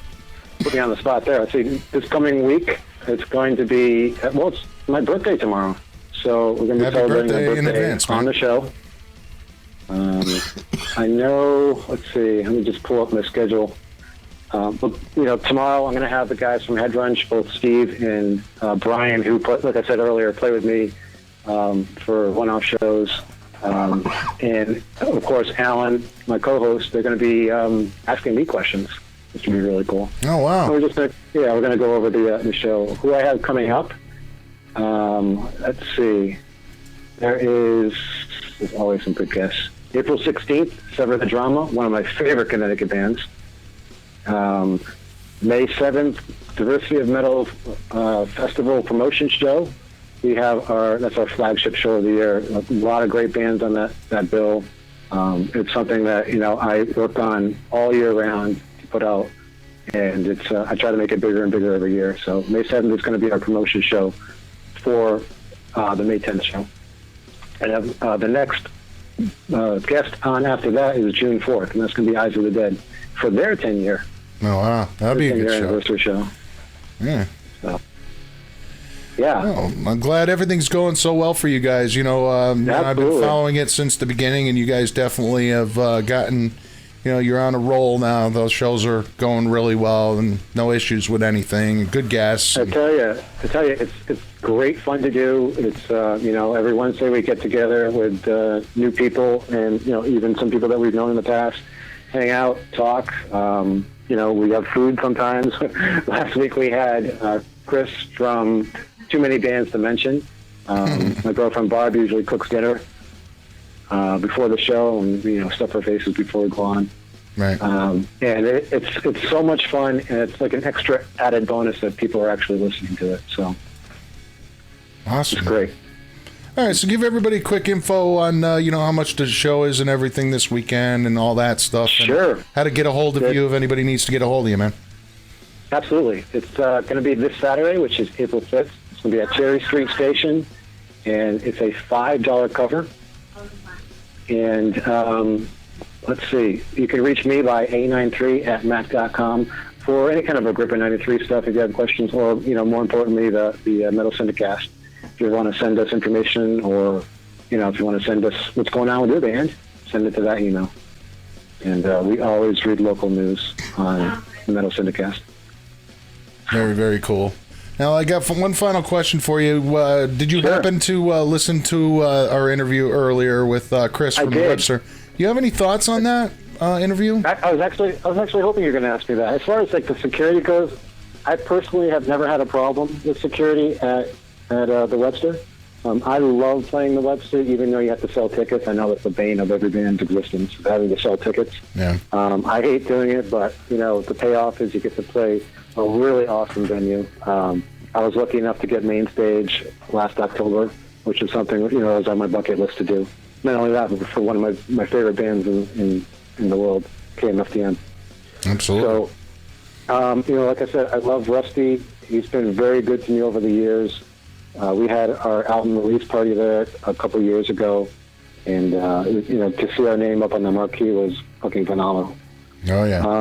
But as far I've heard stories about the security issues. It was unfortunate that what happened to Lightsbane. We covered that story on the Metal Syndicast. But it's great to see, like you said earlier, it's great to see that the metal community come together and work on supporting stuff like that. And supporting each other. I mean, it's starting to. I don't know if it's just me, but I feel like the more and more I go out to local shows, the more and more it feels like there's a strong brotherhood of people, and sisterhood too, of people who are strongly advocating positive things in our community. Yeah. And there's absolutely no reason why it shouldn't be that way, Oh, hell yeah. I mean, I totally agree. What would your advice be to the listeners out there about how you go about making sure that your stuff is safe when you play at the Webster? Or what anywhere do you do? else. Yeah, or anywhere else. Yeah. Well, specifically at the Webster, if I'm playing the underground stage, I always make sure I get there early. That's wherever I'm playing, I always get there early, no matter what. But I get there early and I park out front. That's the one thing I always make sure I do. If I'm working, if that's not available, I'll make sure I'll pay the extra $5 to park in the secured area. It's paying $5 to me is insurance money, right? So that my shit doesn't have to get broken into. You know what I mean? I'd rather be secured for $5 than not pay the $5 and risk it out in the street. And you feel that parking area is pretty safe back there, in your opinion? I haven't heard of any incidents back there, to tell you the truth. I mean, I'm always very nervous when I go to shows at the Webster and have to park out in the street, because it's not the greatest neighborhood at all. Right. I actually lived near that area for quite some time, and I know the area. So no, it's not fun. It's not a great place to be. So yeah, pay the extra $5 to get into the secure area. As far as other venues, I seriously haven't heard any issues. I really don't go to Toad's Place very often. Cherry Street, I don't think there's ever been an issue that I'm aware of. Really, seriously. Cooks, I'm not aware of any kind of security issues. So, yeah. That's about it. All right, well, very cool, man. Thanks for calling in, give everybody your opinion on this, and talk about your Thanks for having me on. And we'll definitely be seeing you on Saturday, along with everybody else listening, hopefully. Get out and check it out. Yeah. It would be great to have you on stage with me again. Absolutely. I'm looking forward to it myself, man, for sure. All right, man. All right, guys, take it easy. Take it easy, man. Bye. All right, Agrippa from Agrippa 93 and the Metal Syndicate. Calling in, let us know a little bit about the show this week and some good viewpoints on the Webster over there. Let me tell you, man. For no other reason, even if you're not into what Agrippa's doing musically, if for no other reason, that dude totally is all about supporting the local community, man. Him and Alan do the Metal Syndicate, and they give you videos, and they give you all kinds of different content, man, and it's all the time, and he's always out at like all kinds of shows. Yeah. If he's been to your show, if you see the Metal Syndicate out at your show, then you should return the favor. Absolutely. And go out this weekend, go hang out with Agrippa. 10-year they were anniversary. at both events this weekend. They were both there for whatever time they were there. I know that Alan was there for a real long time on both shows. I think he stayed to the end on Saturday. He was there on Friday to the end. I know that. So yeah. Well, good stuff they're doing over there. Get out Saturday to Cherry Street and hang out. I mean, it's a 10-year anniversary. Like you said, it only comes once, so help them celebrate. Yeah. All right, very cool, man. Let's play some more music. What do you think, man? Sounds like a good idea. It's 9:29 here little tunes, yeah? at OFNR. I want to thank everybody who is tuning in, who's kept it locked, who's tuned in since we started and is going to keep it locked throughout the evening. We still got the official fucking news report to come. We still got live events information to give you. And then some odds and ends and shit as well. In between. Yeah. Indeed. And, yeah. We're going to take you out to East L.A. East L.A., man. Before we do that, man, I know you're in a rush to play music, but before you do that, dude, any good April Fool's jokes played on you today, man? No, man. It's really funny. I never really got into the whole thing, man, you know? It's just... I'm a fool every day, so April Fool's to me is like a holiday. You know, I'm a goofball anyways, but I mean, like, putting horns behind doors so when they open the doors, Dude, I was watching, you know, because I'm, of course, loving April Fool's, the whole idea of it. And I really love what the tech companies do. And specifically this year, Google Maps. That was outstanding. Google Maps instead of Google Maps. You can find good places to get a little rest. Man. You know, that's all right. A lot of great stuff. Of course, we were, and maybe still are, operated by a bunch of cunts. Consumers undermining new technology. Yeah. If you missed that, I had that on earlier in the afternoon. I did switch it back right before the show because I figured most people would get really confused. So, you know. Yeah. Okay, fine. Music. Let's have it your way. Do everything you want to do. Gonna go to East LA, man. We'll be back. Don't go anywhere. It's Fish of Fucking New Radio. Nation bitches. Your cousin Marvin Berry. You know that new sound you looking for? Well, listen to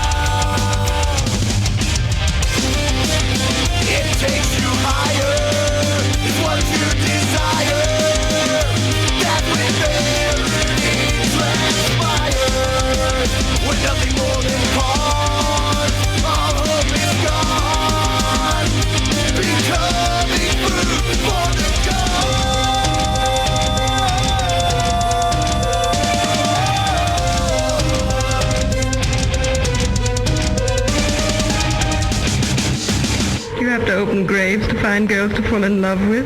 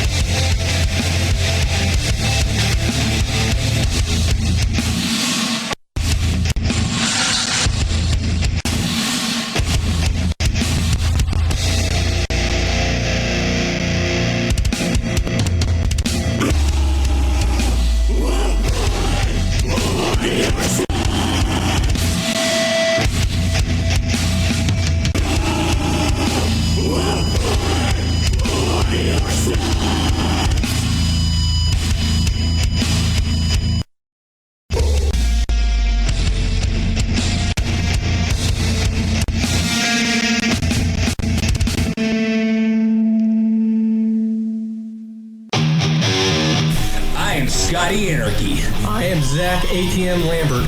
Jeff Diablo. And we are Crossing Rubicon. And you're listening to OFNR.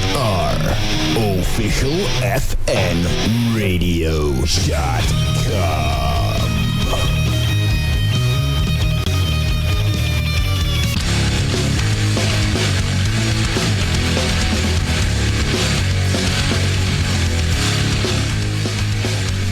Yes, Nation of Decimation. Official fucking new radio, bitches. We just played some Catcher in the Rye with Haunted Hollows. Those guys are out of Daytona, Florida. Go check out Catcher in the Rye on Facebook. Find out what they're up to. Before that, we played Corvus with Food for the Gods. Those guys are out of Glendale, Arizona. They got a new CD called Never Forget, available through iTunes and CD Baby right now. Or you can go to corvusaz.com. That would be because they're from Arizona. So corvusaz.com. Find out more about them. Before that, we played No Shame in Dying with Urine Security. They're out of East LA. Yeah, go check out No Shame in Dying to find out what they're up to as well. We started everything out with... Bound for Pain, which we talked about before. So, Waterbury. Good stuff there. Check out their new EP. Oh, their latest EP came out in 2010. Await Your Judgment. They got a new one they're working on right now. So, Speaking say of hello. New music, we got brand new Agrippa on deck. Don't go anywhere. Yeah, absolutely. Check that shit out. I want to thank him for calling in one more time and letting us know what's going on with Agrippa and everything. You better go out to that show, goddammit. For sure, it'll be definitely something to see. Tons of People if you're out in the local scene and stuff, there's all sorts of people from different bands that are going to be on this bill, so it'd be a good time to see them all in one place. Doing that kind of thing for a change. Oh, shizzle. Yeah, we got some events. You want to get to the events now there, man? I guess we can do that. That just happens to be brought to you by the Metal Syndicate. It's true. That is true. That is a very nice segue, Mr. Bagman. You do bring up a valid point. I do. I would like to counter your valid point with this valid point, sir.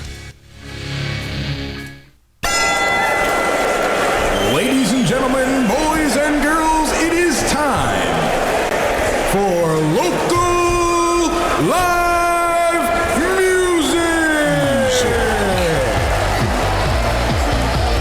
Where are you going tonight, man? No, where are you going to? No, where are you going? Where are you going to? Well, I don't know yet. Where are you going? Where are you going? Well, I'm going to go where you go. Find out where to go right here, right now. The Nation of Decimation live event information. Brought to you by the Metal Syndicate.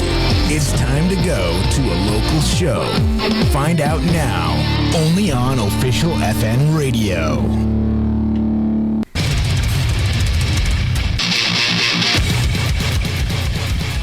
Yes, indeed, it is time for local and live events and such things of that nature. Places to go to see some shows.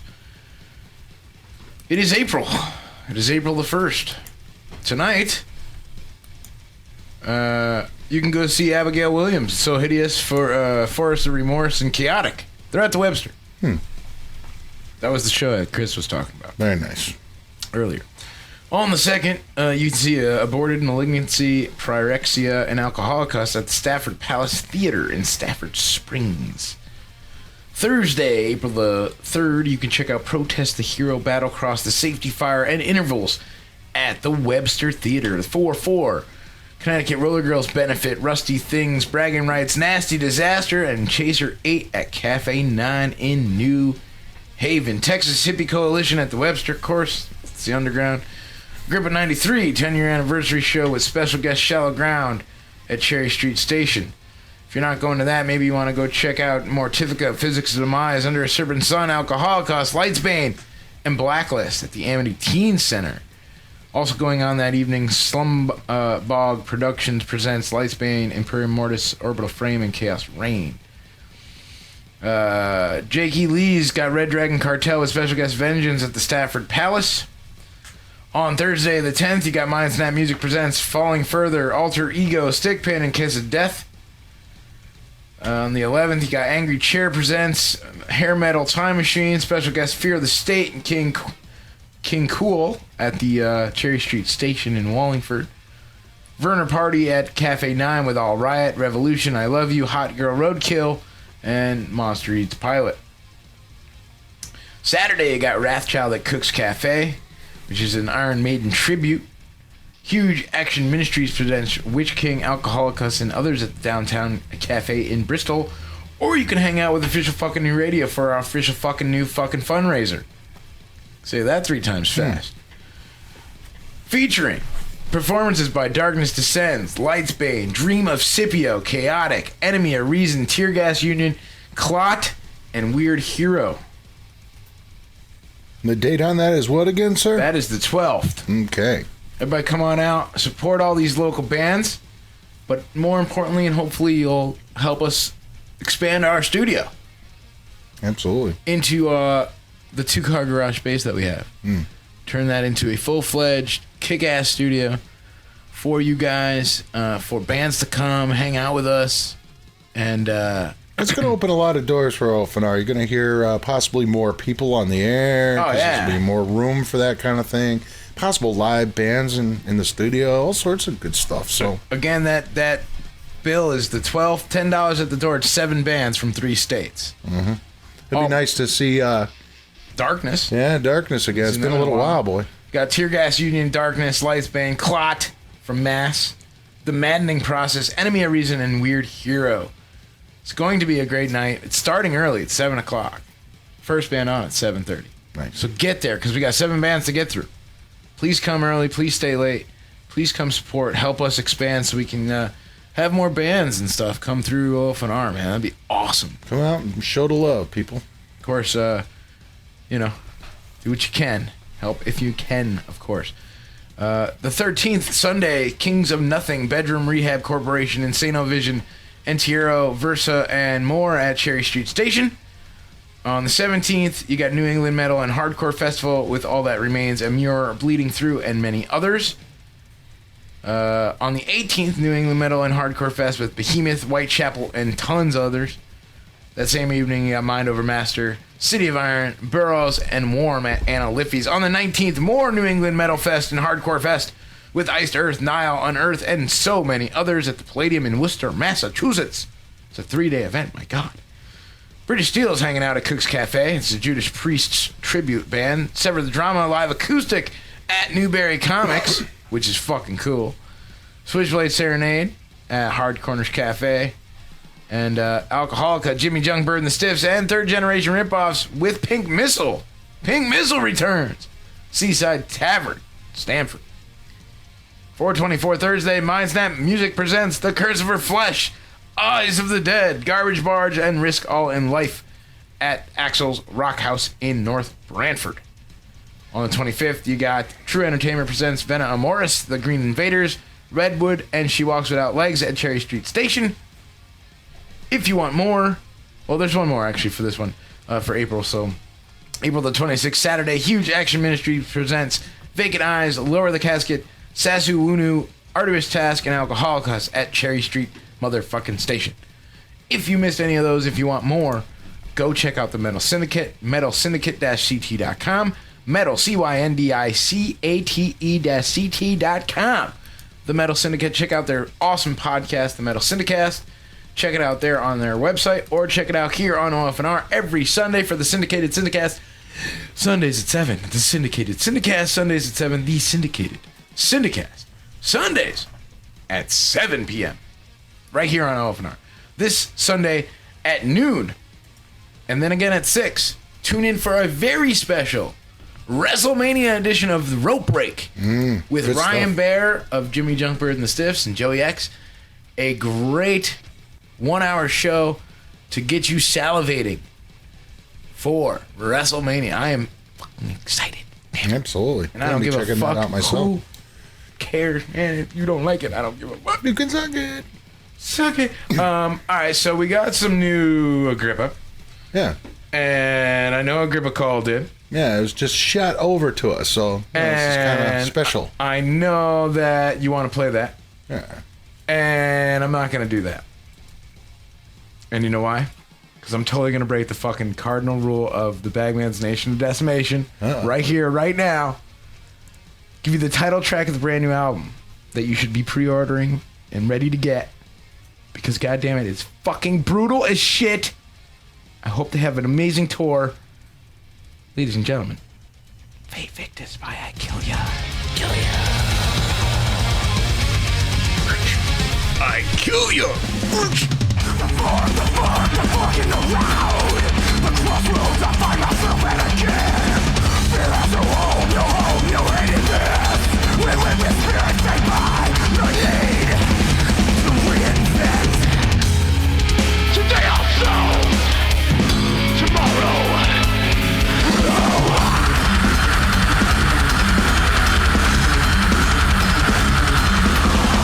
The odds lie higher. Round down the conquered.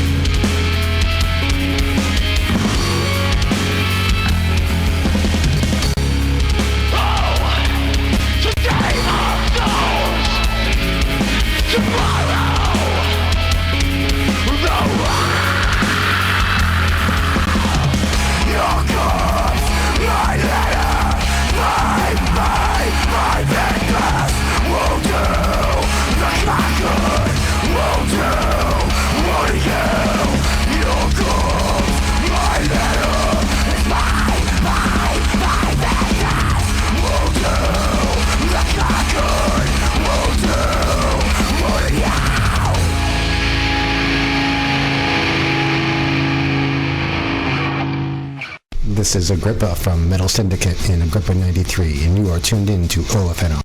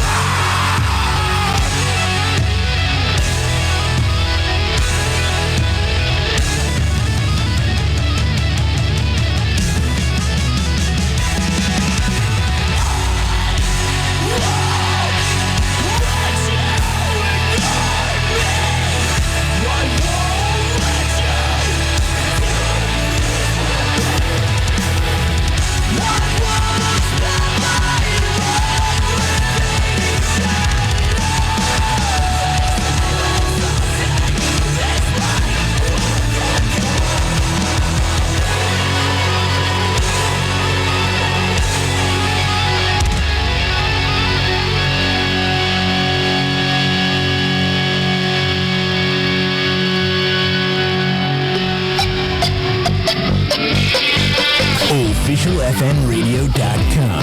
We attend more events. We broadcast more live local performances. We're the August Infinity. We're from New York City. Or Brooklyn, I guess you should say.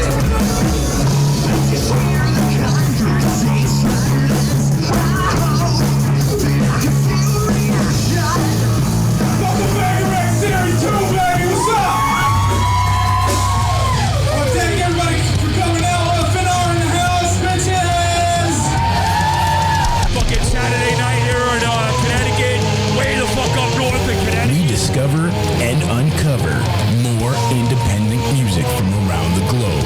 Yo, what's up, everybody? This is Carmine from Stagger. You're listening to OFNR, the greatest station on the planet. All right, what's up? This is Joe Morbidelli from Dead by Wednesday. You're rocking out to OFNR's official FN radio. Keep listening. Keep them on the map. Hello, America. This is Finnish cunts called Discipline X, and you are listening the one and only Official FN radio. Oh, oh, oh. OfficialFNradio.com. We support more local metal than anybody. We're still the official fucking new radio station in Connecticut. Ever evolving. OfficialFNradio.com. OFNR. Bitches.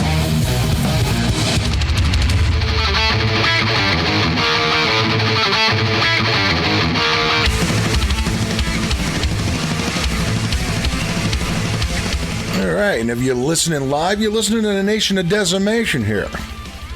The Nation of Decimation. With the Bagman and Knob. We played some good fucking tunes right there. Knob. Oh man, I shot Marvin in the face. Why the fuck did you do that? Well, I didn't mean to do it. It was an accident. I missed, you still got some of those Sam Jackson ones, dude? No! I'm sorry, did I interrupt your concentration? Watch, he's gonna fucking do it now. We just played some Take Her to Athenia with Shadows and Light. They're out of Derby, United Kingdom. So that's right, we got some more stuff from the UK. We'll definitely have a whole lot more as we go on. They're starting pre-production on their follow-up to their earlier EP, Earth Mover, which you can get a copy of just by going, checking them out on Facebook and Reverb and all that shit. Then we played Matrachus with The End of Time. Those guys are out of St. Paul, Minnesota. And you can purchase The End of Time EP or a single of your choice off that CD at cdbaby.com. You go to matrix.com. That's MATREKIS.com. I guess they're going to be playing the 420 show at Buster's. This is out in Minnesota, Buster's. And they're going to be opening for Emperors and Elephants. Well, go check it out. $5 if you're going to be out that way. So, yes, we are all caught up. If you're joining us... Oh, I'm sorry. Did I break your concentration? If you're just joining us earlier in the show, we talked to Chris Besaw, one of the owners over there at the Webster. And hopefully you guys got a little better idea of where they're at. And getting a little idea of where you're at still with things. Yeah, what they're doing, what they have been doing, what they're trying to do, where to park, when to get there, And most of all, I think the lesson learned here, at the end of the day, it's kind of a roundabout way to get here, isn't it? It's pretty much the exact same thing that Lee said right from the get-go. Yeah. Well, as a community, we got to work together harder to look out for each other, because ain't nobody else going to do it for us. Well, we were talking off the air a little bit about the idea of like a neighborhood watch kind of, or like a street team kind of thing, where there's like a group of people that, take it upon themselves that if they see bands going out of the venue, they go kind of hang out with them and keep an eye on their shit. Seems like it would be a kind of a cool idea, especially if you're a smoker and you want to get out. Well, then have a fucking butt and go stand by the guy's truck, or lady, whoever happens to be in the band that's loading their shit up. I want to be sexist here. The ladies are in the bands too. And if you're a fan of the band, and if you're friends with the band, the best thing you can do when they're loading gear is always have your eyes open. See if you can help in some way. Yeah. As a fan, even sometimes, and some bands will say no thanks, I don't need any help. But at least make the offer known, Yeah, or just have presence like in the area of, If you see them loading their shit and one of the guys walks away and everything's kind of open, go stand over there and just keep an eye on it if you can, Go talk to the guy. I mean, what the hell, Yeah. Catch up. Absolutely. And, if you're in the local scene, I see a lot of people doing this, if you want to help bands get their shit out, that's hugely grateful, too. You got to ask them first. Don't just go grabbing their shit or anything. But I will say this. Yeah. Just having the conversation to me is a victory, because at the very least, I was able to bring 151 different people's opinions on the matter, plus those that I spoke to. And hopefully brought to light that at least it is an issue. Whether it is the declining issue or not, it is an issue, and it looks to be like they're definitely working with the police enforcement and the things of that nature to ensure that things like what happened to Lee's truck at least aren't going to happen again. And those are good things to hear, Yeah, if anything, maybe it gives them the opportunity, when you're the owner of the Webster, you probably aren't as involved. There's a lot of other people might be, in what's going on, with that kind of thing. But, if anything, we opened his eyes a little bit if he didn't have them open already. So yeah, and, it gives the opportunity to, much like we do for Cherry Street, having benefit shows and things like that. If that would help, obviously, I know the Webster is a bigger venue, but you even mentioned how they were a smaller, bigger venue, They're the medium-sized venue that we just don't have in this state, really. Yeah. With any great access to, that are bringing in shows, Well, I'd hate to see it ultimately. I'd love to see the area get cleaned up and stuff like that. That's exactly right. Because I really don't ever want to see the place close or anything. Because let's be honest, they're bringing in some of the bigger shows that we don't see it, like the Comcast or it's too big for like a Cherry Street or a Toads or something. In the Red are playing with Seven Dust coming up soon, doing acoustic stuff. Opus I think is opening for that same show, acoustic stuff. Continuum's doing the Overkill show. I think Shallow Ground's on that Overkill show. Like all the great bands that are in this state are on that show. So I'm glad at the very least that the conversation was had. Absolutely. It makes me feel like something happened. I didn't just sit here and bitch. I didn't just sit behind my keyboard and be a fucking keyboard warrior. I actually took the initiative to actually do something. Whether it was right, wrong, or indifferent, I fucking did something. Yeah, well. And, OFNR is always here to support the independent fucking music community, globally and locally. 110%. More news about that coming soon. Effin' Fest coming up in October. Big things happening. Keep it locked. Absolutely. Yes. Oh yes. Oh yes. Big Should stuff. be good, man. I'm excited. Of course, we got the big benefit show, fundraising show, official fucking new fucking fundraiser, and we're trying to You raise. say that really well. Trying to say some raise some capital. Like laying in bed the other night, just going over it and over and over it until you got it. Raise some capital to convert the two-car garage that we have here into a studio. Now, the structure of the two-car garage is questionable, so that's where we start. Yeah. And, of course, any and all help is greatly appreciated. OFNR has been supporting the scene for 7 years, doing what we do, and we just want to improve being able to do that. Yep. And be able to bring you bands live from our studio. I just think that would be outstanding. And if it's any clue at all, I mean, if you listen to some of the live broadcasts from some of the shows, they're outstanding. From back in the day, yeah. Even lately, you know, I mean, the Mobile Death Camp, you know. All that stuff sounds excellent quality. It's really excellent quality. And it's like, I remember when bootlegs, you had to sneak around and try to find bootlegs. OFNR's got them. You can hear them right from the place. Authorized bootlegs. Yeah. They're one-offs, man. You're only going to see these on OFNR's YouTube channel. Yeah, you won't see them nowhere else. Now check that out. I mean, there's Suffocation, there's Mobile Death Camp, there's all kinds of local bands. I mean, shit. Well, where are you going to see Suffocation unless they put like a DVD out, or somebody puts like a not as good a quality video out. high quality HD 1080 by 1920 by 1080p. It's like collector's shit right there, man. With audio straight from the board. Yeah, it looks pretty awesome. The video looked pretty good too. Yeah, that's what I'm saying. That's what we do here at OFNR. Yeah, man, go check it out on YouTube, of course. YouTube.com/official FN radio. Look us up. Lots and lots and lots of videos. You can even listen to our past shows. The past 2 weeks of Nation of Decimation shows are up, ready for your listening pleasure. We'll have this one up, in a few days. After we, we like to listen to it, go through it, make sure everything's nice. Yep. And then, and then it'll go up, and then it'll be up there on the YouTube channel, and then you can check it out on officialfnradio.com, OFNRforever.com. Check out the program that the Bagman does every week to show you what we're talking about, the different bands, the links.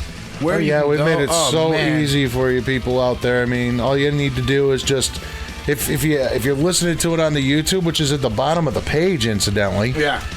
You can literally go, hey, I kind of like this band, and it's right there, and you can click on all their links and absolutely support them. And even all the stupid crap we talk about all the random has a link here and there. Blow Paste, you can go to their Facebook page and like it. Yep. So you'll be a Blow Paste fan or whatever. Yeah, and tell them OFNR sent you, man. Yeah, maybe, for sure. Maybe we can get something out of that, too. We should contact them. Dude. Yeah, I was saying to Knob over the weekend, we should try to tell them that we're kind of doing some shout-outs to them. Me and you have to work that out. I think we can see what we can do about that. That would be fucking awesome. People want some Blow Paste. Who would want some Blow Paste? Dude, I'd give Blow Paste away at shows, at events. Oh, my God. like it's going out of style. I'd be like, dude, take that dick out of your mouth. Boom, Blow Paste. Now, I wonder if you got specific people in mind that you give it to first. Immediately, dude, I would get him a case. I'd get him a case of Blow Paste, dude. That's his Christmas present. Nice. A case of Blow Paste from Major Chugs to keep the constant taste dick out of his mouth. Speaking of Blow Paste and speaking of things of that nature, I think it is time, Mr. Bagman. It is time. What do you think of that? Absolutely. You think it's, is it that time again? It is time for the news. Bitch.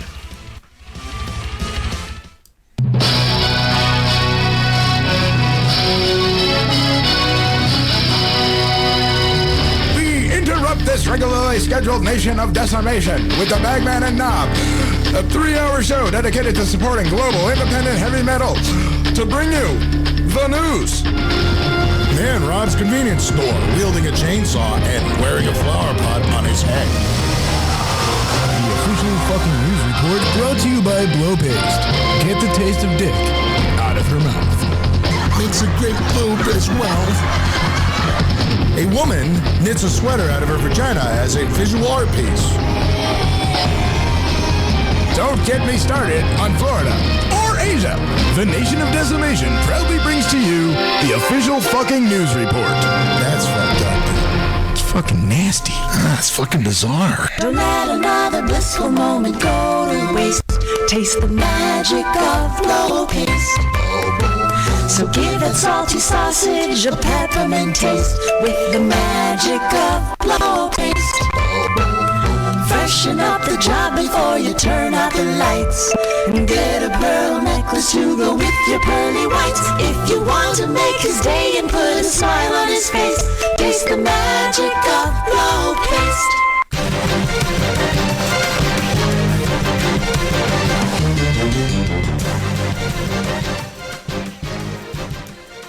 Yes, it is It is Tuesday, April 1st, 2014, and here's the fucking news, bitch. This week on Naked and Afraid, a New Jersey man was busted for riding a tricycle naked through an apartment complex after getting high on cocaine. It's a hell of a drug. Jermaine Jones, 31, was collared after Lakewood police officers found the nude man chewing glass and tobacco under a stairwell in the Ocean County complex on Tuesday. Cops were responding to reports that Jones was naked and riding through the complex on a child-sized tricycle. Jones of Trenton was taken to Kimball Medical Center where he was treated for cuts to his mouth and then brought to jail. Wow, chewing glass, huh? It's delicious. Yeah, apparently, huh? All right, today's unexpected life lesson. Don't have sex on a water wheel. It won't end well.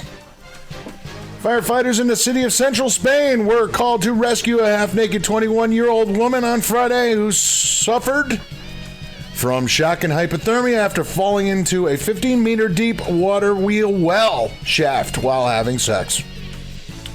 She fell into a shaft while having sex. Well, she was on one shaft and then must have fell into another shaft. Yeah, she really gets around. Local news reported that the woman had been having sexual relations with the man when the cover of the water wheel shaft became dislodged. She dislodged his shaft? She must have dislodged his shaft too, otherwise he would have went down with her, right? Yeah. Wow. Yeah, so it's believed the couple had inadvertently loosened the boards covering the well while making love. The young man did not, unfortunately, respond in a manner likely to inspire writers of romantic songs and novels.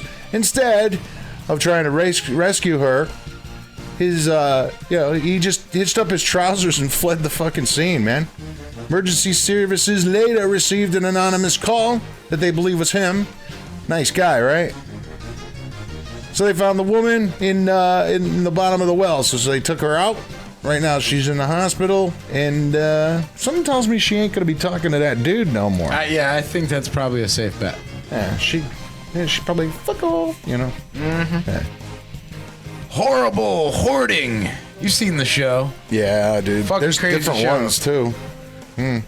Dallas and East Dallas man who had been missing nearly 2 weeks has finally been found dead inside his house under piles of garbage. Police showed up at the home Saturday to check on the 67-year-old man after friends reported seeing him missing and only seeing him since last on March 15th. Because of all the trash at the home located at the house, officers could not locate the man. They had to cut a hole in the roof and crawl through the attic just to get inside the house. Still could not find the guy. Can you believe this? I mean, this is some serious hoarding, man. This is serious. Yeah, well, You seriously have an issue at this point, man. And I'm saying it's funny, but damn, man, why you gotta hold on to every goddamn thing? they got different shows of like animal hoarders, and then they got people that just never throw anything away, dude. And they got like freaking newspapers piled up to the ceiling. Contractors were called in to clear out the home to find the body. It took 2 days after cleaning, 2 days of cleaning just to get to the body. Wow, dude, who knows what was all mixed into all that, right? Oh my god. It's pretty fucking frightening. Yeah. Just, seek help if you start hoarding things. Like if you start hoarding gum wrappers or things that you know are just garbage. It's just not throwing shit away. I mean, if you got piles of fucking, like, you know, newspapers and milk bottles by your door, you better recognize. Yeah, buddy. You might have a problem. Just like this guy may have a problem. Man allows hyena to eat his genitals. Whoa. That's right. I said man allows hyena to eat his genitals. Dude, that is fucking metal as fuck. A man in Zambia has lost his genitalia while approaching a wild hyena and allowing it to feast on his naked body.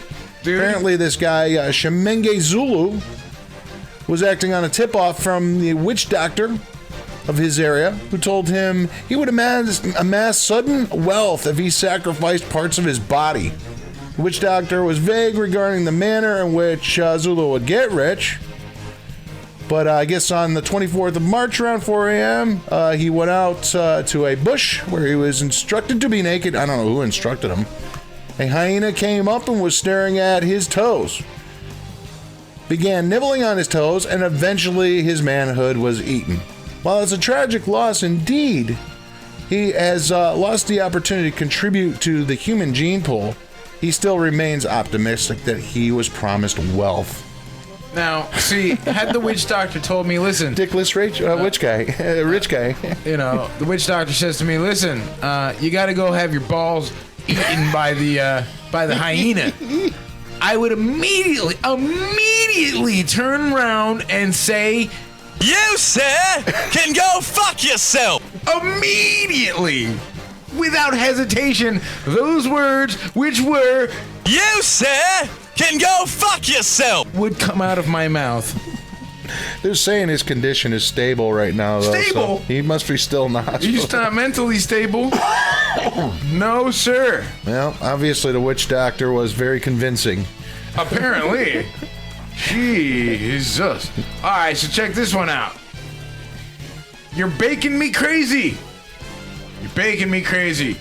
Utah woman is facing a slew of charges after police say she tried to set fire to her ex-boyfriend's house by leaving a pound of bacon burning on the stove. That is bacon abuse, woman. Cameo Crispy, 31, is charged with arson, burglary, assault, interfering with an arresting officer, electronic communication, harassment, intoxication, according to the independent personnel on the scene. Her former boyfriend called police in Naples to complain about her repeatedly calling and texting him. He also told police he wanted her out of his home. Officer who arrived at the scene reported seeing smoke coming out of the front door and an obviously impaired woman, according to the Desert News. The officer says that there was a wood stove left open, hot coals on the floor, and a cookie sheet with a pound of bacon sitting on top of the stove, burning set to high. Wow. Burning fucking bacon should be a What a crime. waste. Yeah, dude. That's what they should have arrested her for, man. Fuck, Unreal. that's not right. Hey, you know, if you got Netflix, you can check out, this is their April Fool's joke. You can actually go on Netflix if you have an account and watch their new movie called Sizzling Bacon, which is a journey of raw meat bacon becoming cooked meat bacon. And you literally could sit there, and I didn't watch this thing, but you could sit there for about 20 minutes and watch bacon fry in a pan. Why? I have no idea. If you love bacon, then you'll call it a romance. All right? Okay. Anyone? Bueller? Bueller? All right, so apparently, and I saw this a few days ago, and I've seen a few posts recently, like today, about this, but apparently teenagers have grown tired of smoking cigarettes and marijuana, so they decided to smoke coffee instead. Yeah, apparently people are smoking coffee, and it goes all the way out to Las Vegas with this one, where they're getting their caffeine fix in a way that never was thought of before. They're smoking it. Coffee smoking is a dangerous new trend, and it's going viral among teens. We've heard of people eating coffee beans, but smoking them is a whole other thing. While websites are popping up online that will teach kids step by step how to roll their own caffeine stick, we're about to legalize marijuana in the United States. This person says, and I think we can live with a few beanheads. But the side effects can be dangerous, as people are reporting trouble breathing, no shit, dizziness, vomiting, and even hallucinations. Seeing stuff, man. So I guess you can get coffee. Don't do it, people. Dude. Don't do it. Dude, you got that Folgers, man? Dude, man, I'm smoking some fucking Folgers, man. I'm just wondering if there's like... waking up is putting cigarettes, man. Best part of waking up is smoking beans, man. It only makes me wonder, now that you bring that up, if there's any specific coffee that's better than any other coffee to smoke, I guess when the connoisseurs are getting out there and stuff, I guess we'll find out what their choices are. Can't imagine that would be very good for you. Yeah, well. There's a reason people don't smoke coffee. This comes from a planet where people stick their heads in a fucking latrine and sniff jankum and shit, man. True. So. Speaking of bodily functions, runpee.com. Runpee.com, Bagman. Very nice. Dan Fliorio refers to himself as a CPO, which stands for Chief Pee Officer. Yeah, that's pee as in pee-pee, as in urine. Piss. We're throwing spaghetti at the wall and seeing what sticks, Fliorio says. It's pretty hilarious. The idea was to compile a list of 2 or 3 best times to get up and pee in every movie ever. During the remake of King Kong back in 2005, it's a 3-hour-long film, and I didn't run pee. But boy, did I wish I had to. By the end of the movie, 1 week later, purchased runpee.com, and he basically started up this project to give you advice on the best times to run and pee during a movie so that you don't miss anything good. This is an actual product that somebody came up with. Yeah, you can actually go to the .com, huh? Runpee.com. RUNPEE.com. So runpee.com. Yeah. Well, I got it. My next story is it's kind of sad, dude. It's like no matter what you do, you can't fucking win. Especially this guy. Man survives throat cancer, tongue cancer, and prostate cancer, only to find out there's still no cure for a 21-year-old hit-and-run drunk driver who runs his ass over. In Memphis, Tennessee, police have made an arrest after a driver ran down an man in Orange Mound and left him there to die. The family called him Uncle Woody, and neighbors called him Mayor of Hugrunt. I don't know what that means because they know and love him so much. The 59-year-old Curtis Eccles was walking home Saturday night in Hugult Street when he was hit by the car. Witnesses say that the car ran off the road, ran into him, took out a fence, and then when they realized that they had stopped spinning or whatever, they screamed away.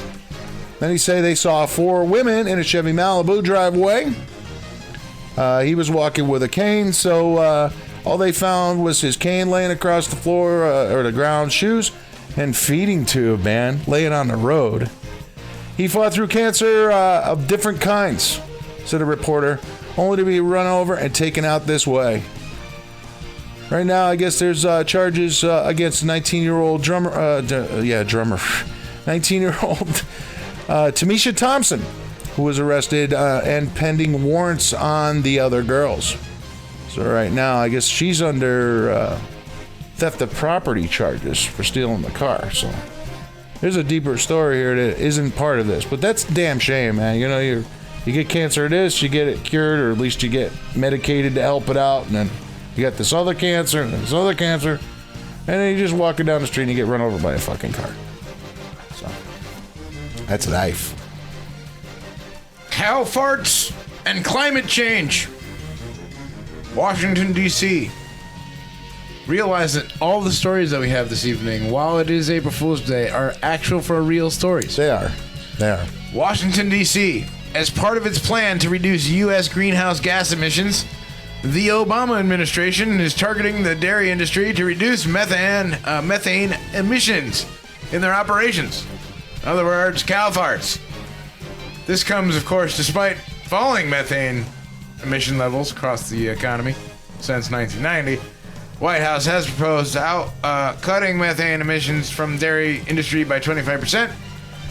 Although U.S. agriculture only accounts for about 9% of the country's greenhouse gas emissions, according to the Environmental Protection Agency, makes up for a sizable portion of methane emissions, which is very potent greenhouse gas. So, some of these methane emissions come from cow flatulence, exhaling, belching. Other livestock animals release methane as well. So too much cow farts is ruining the planet, Bagman. I'm willing to guess it's Philadelphia Eagles fans as well. And probably Green Bay because, you know, they eat all that cheese. Speaking of farts, in Hong Kong, I guess officials are pulling fart bomb toys off the shelves because the gag gift produces dangerous chemical reactions. The smelly sulfur acid mixture produced a toy that can cause nausea, headaches, eye irritation. Customs officers have seized 263 fart bombs and are urging parents to hand in their unused toys to Consumer Protection Bureau. So, yeah, fart bombs. Awesome. Awesome. All right, this is, I got this one and one other. Takes a licking and keeps on ticking. What is the world coming to when you can't even trust a masseuse you hired after midnight in a Las Vegas bar to not steal your watch and hide it in her vagina? Nice place. That's right. I said it. Hide it in her vagina. That's right, I said it.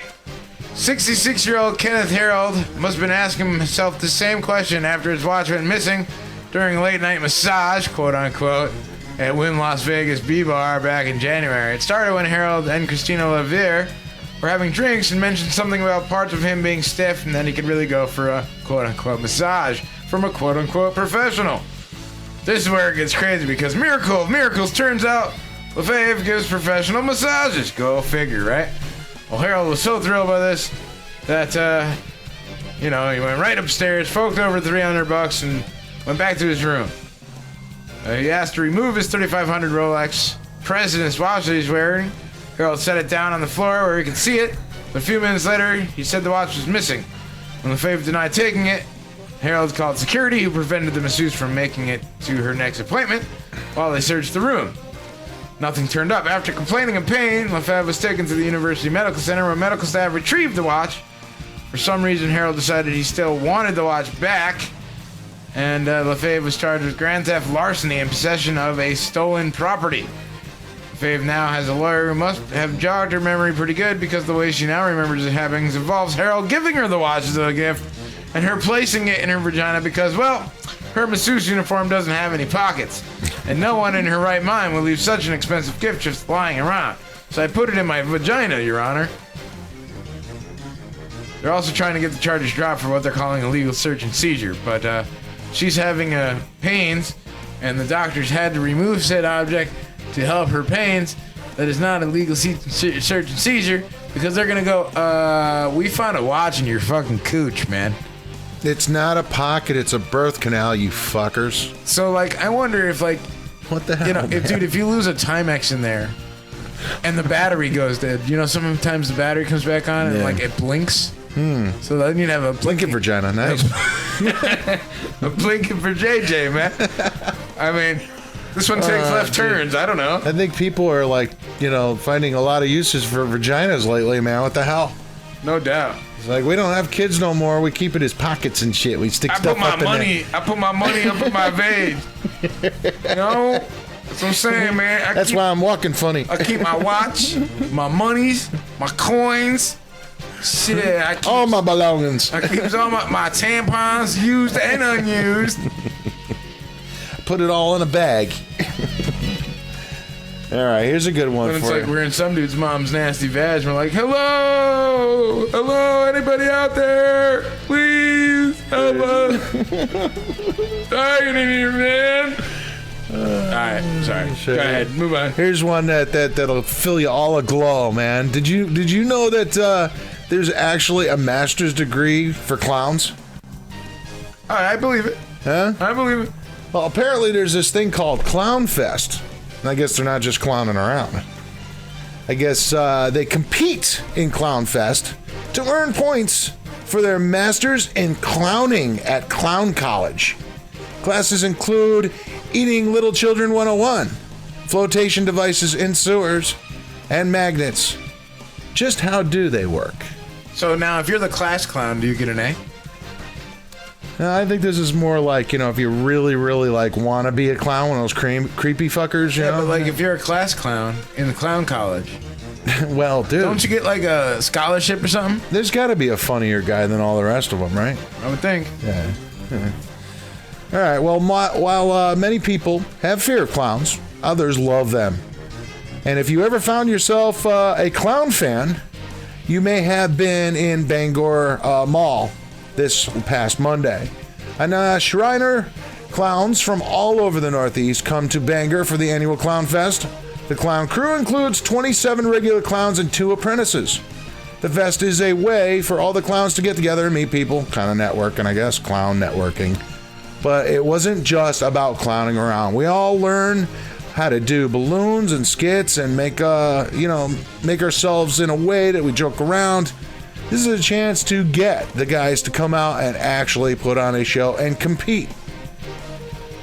And they're competing for the first, second, and third prizes. Okay? The clown who places in the competition the highest, due to points, goes towards their masters. Each clown needs 52 points to graduate clown college. So, 52 points is all. Yeah. Excellent. What if they have a how to be creepy, course in there? Not sure. Yeah. All right, my last story. We've talked about vaginal knitting. We've talked about knitting cocks. Putting watches in them. We've now going to talk about an artist who was so lonely she knit herself a boyfriend. Oh, nice. Huh. Dating scene can be exhausting, frustrating, oftentimes lonely. If you're looking for an alternative to Tinder, OkCupid, and a plethora of other dating sites and apps out there, look no further. Artist Nyorte de Keizer has found an answer. Just knit your very own boyfriend. My Knitted Boyfriend is a knit art piece that serves as a cushion to kiss. Always happy, always flexible boyfriend comes with his very own illustrated book telling the story of de Keizer and her affectionately manufactured lover, showing them innocently sleeping in bed and watching movies together. So de Keizer explained that her inspiration to create this was ordinary moments in which you feel really lonely sometimes. This is why I came up with my knitted boyfriend. He's around at home in ordinary moments of day-to-day life. So she's got pictures of her like brushing her teeth with this. He's all jacked up looking too. It's pretty funny. He's like twice the size of her, right? And no, he's like life size. He's got fucking muscles and shit. Dude, that's got to be somebody in a fucking suit or something. No, dude, I swear to God, my knitted boyfriend has received overwhelmingly amount of support with little criticism, except from OFNR. She's pleased to see negative reactions to her project because they mean she's impacted people enough to provoke an opinion. I guess this project was a way for me to transform my own emotions and experiences to something that I could laugh about. So I don't know if it's possible. I guess it could be a fucking gag. It's on the Huffington Post. If you want a boyfriend that looks like Raggedy Andy, you're all set. I mean, it's a life-size Raggedy Andy, dude. Yeah, totally. I mean, his hair isn't like orange. It's like, brown or whatever, but he's got that grin on his face and everything. There's nothing creepy about any of that. And nothing creepy about any of that at all. Yeah. When you're lonely, just knit one. I mean, you need a boyfriend, make one, right? Sure. Yeah. All right, I got one final one. All right, so you locked your keys in your car, and you don't want to wait around hours to pay one of those greedy, tow truck drivers to come out and pop the car door open. Why not call 911 and tell them that you've locked your baby in the car?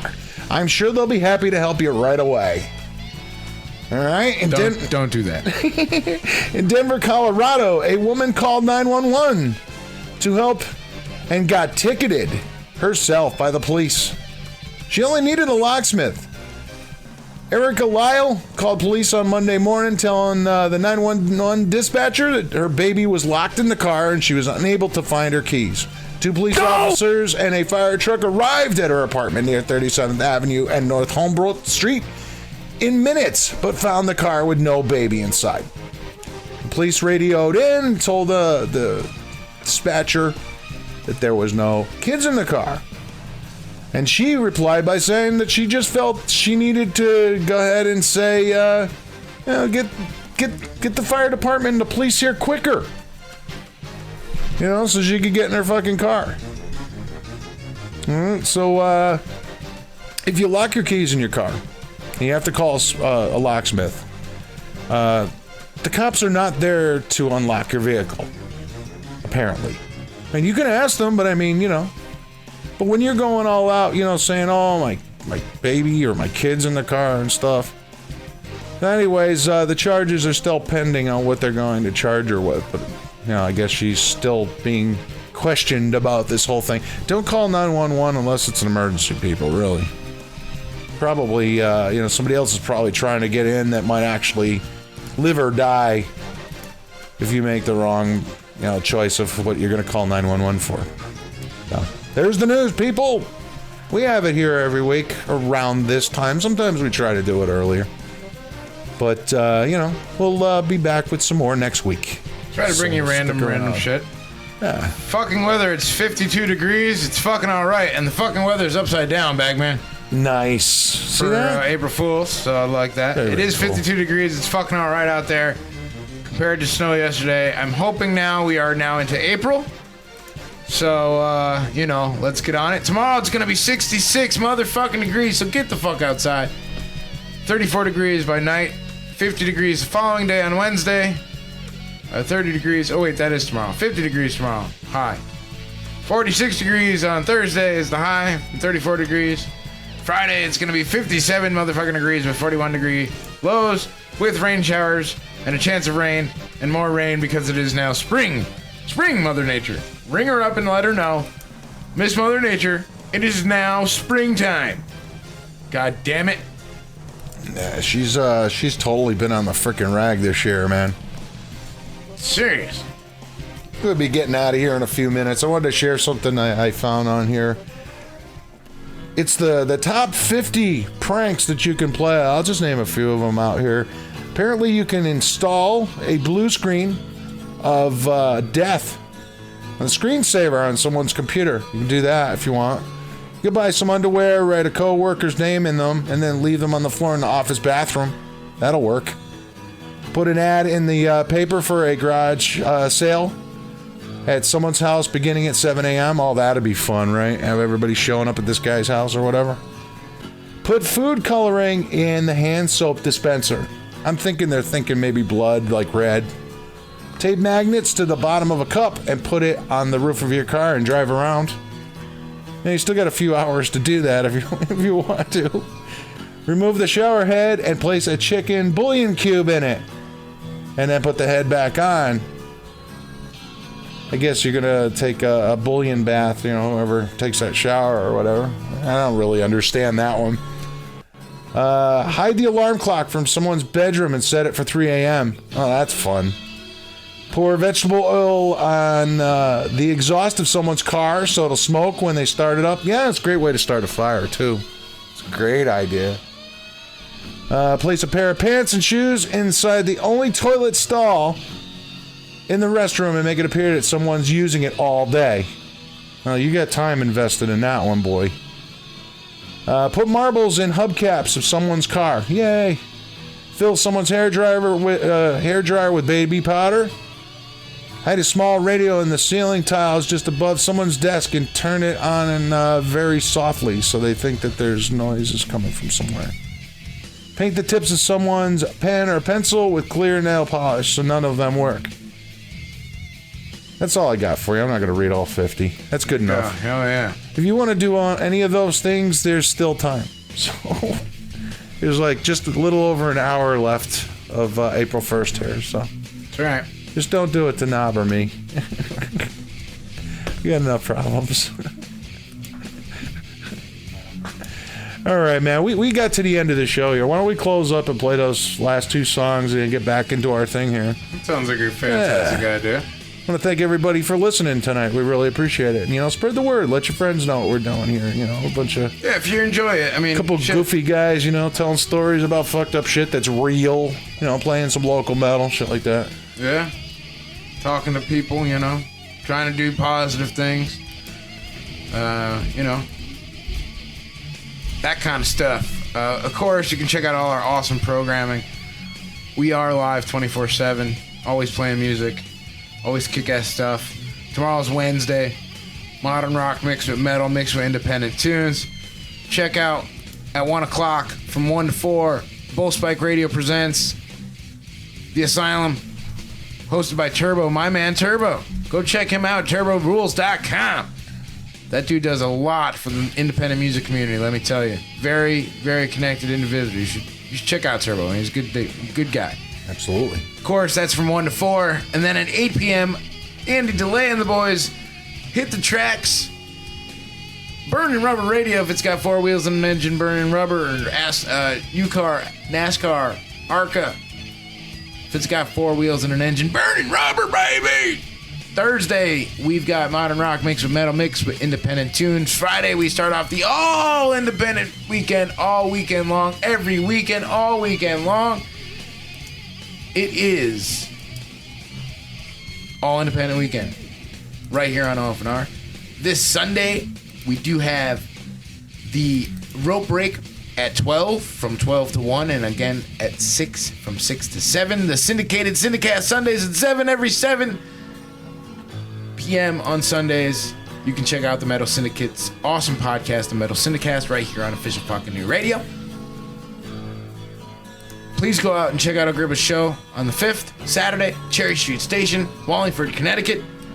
The following weekend, OFNR invades Cherry Street once again, bringing with us 7 bands from 3 states for the Official Fucking New Fucking fundraiser to help us expand our studio. And I hope to see everybody out there, man. Absolutely. Really use your help.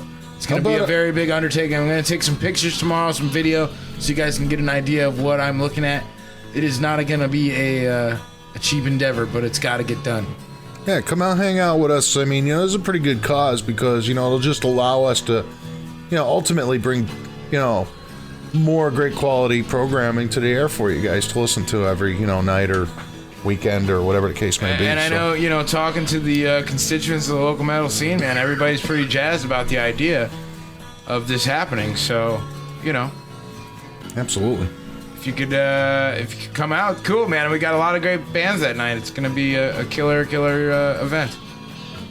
Yeah, absolutely. But I am Knob, and I am out of here. I will see you guys on Saturday at the Cherry Street Station for a Gribba. Absolutely. I'm the Bagman. Give a quick couple shout-outs. Thanks again to Chris Besaw, owner of the Webster Theater, for contacting us and having a little discussion with us. Absolutely. And, of course, Agrippa from Agrippa 93. Big show on Saturday. Shout-outs to him as well. Michael Simmons, give him a shout-out. Also, Barbara Ashline. Ron DeMiro. Knob. Give a Knob a shout-out.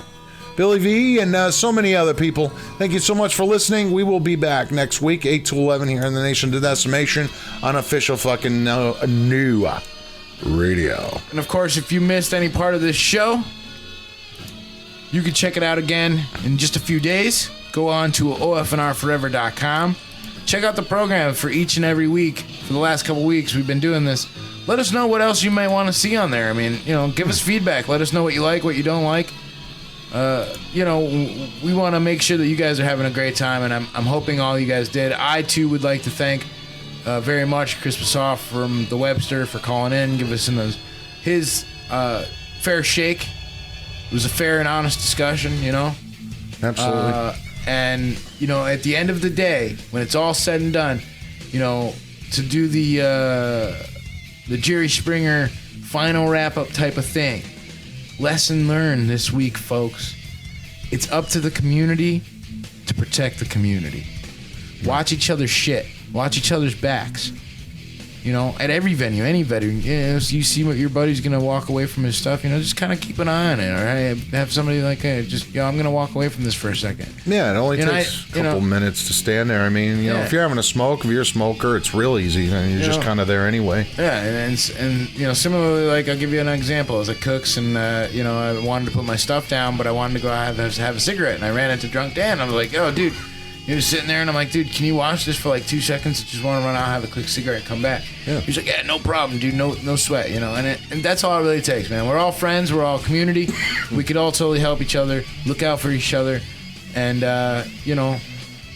prevent further damage to the independent bands that work so fucking hard, man. These are regular folk that, work 9-to-5 fucking jobs and play music on the weekends because they love it. And, the only thing we can do as fans is to look out for them and help them and befriend them and not be douchebags to each other. Yeah, don't be a dick. It's a lot easier not to be a dick nowadays, Well, so that's all we got. Thank you so much for tuning in.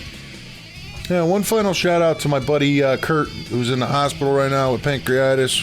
Hope you get better, my brother. Good seeing you, Cece. Glad you came out. Good seeing everybody else I fucking ran into over the weekend. I want to thank everybody who actually spoke to me face to face regarding this Webster issue, because it really gave me a much clearer picture of what people were thinking. Yeah. I hope that you know that OFNR is here to support, and that's all we're here for. Absolutely. And I thank everybody for tuning in and all your support for all the years. We'll be back next week. Don't go anywhere. Here's some more music. We're out of here. Peace the fuck out. Peace, bitches.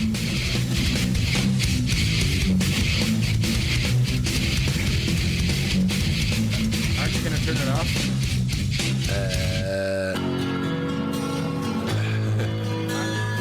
Yeah, let's go here. Play that song right there.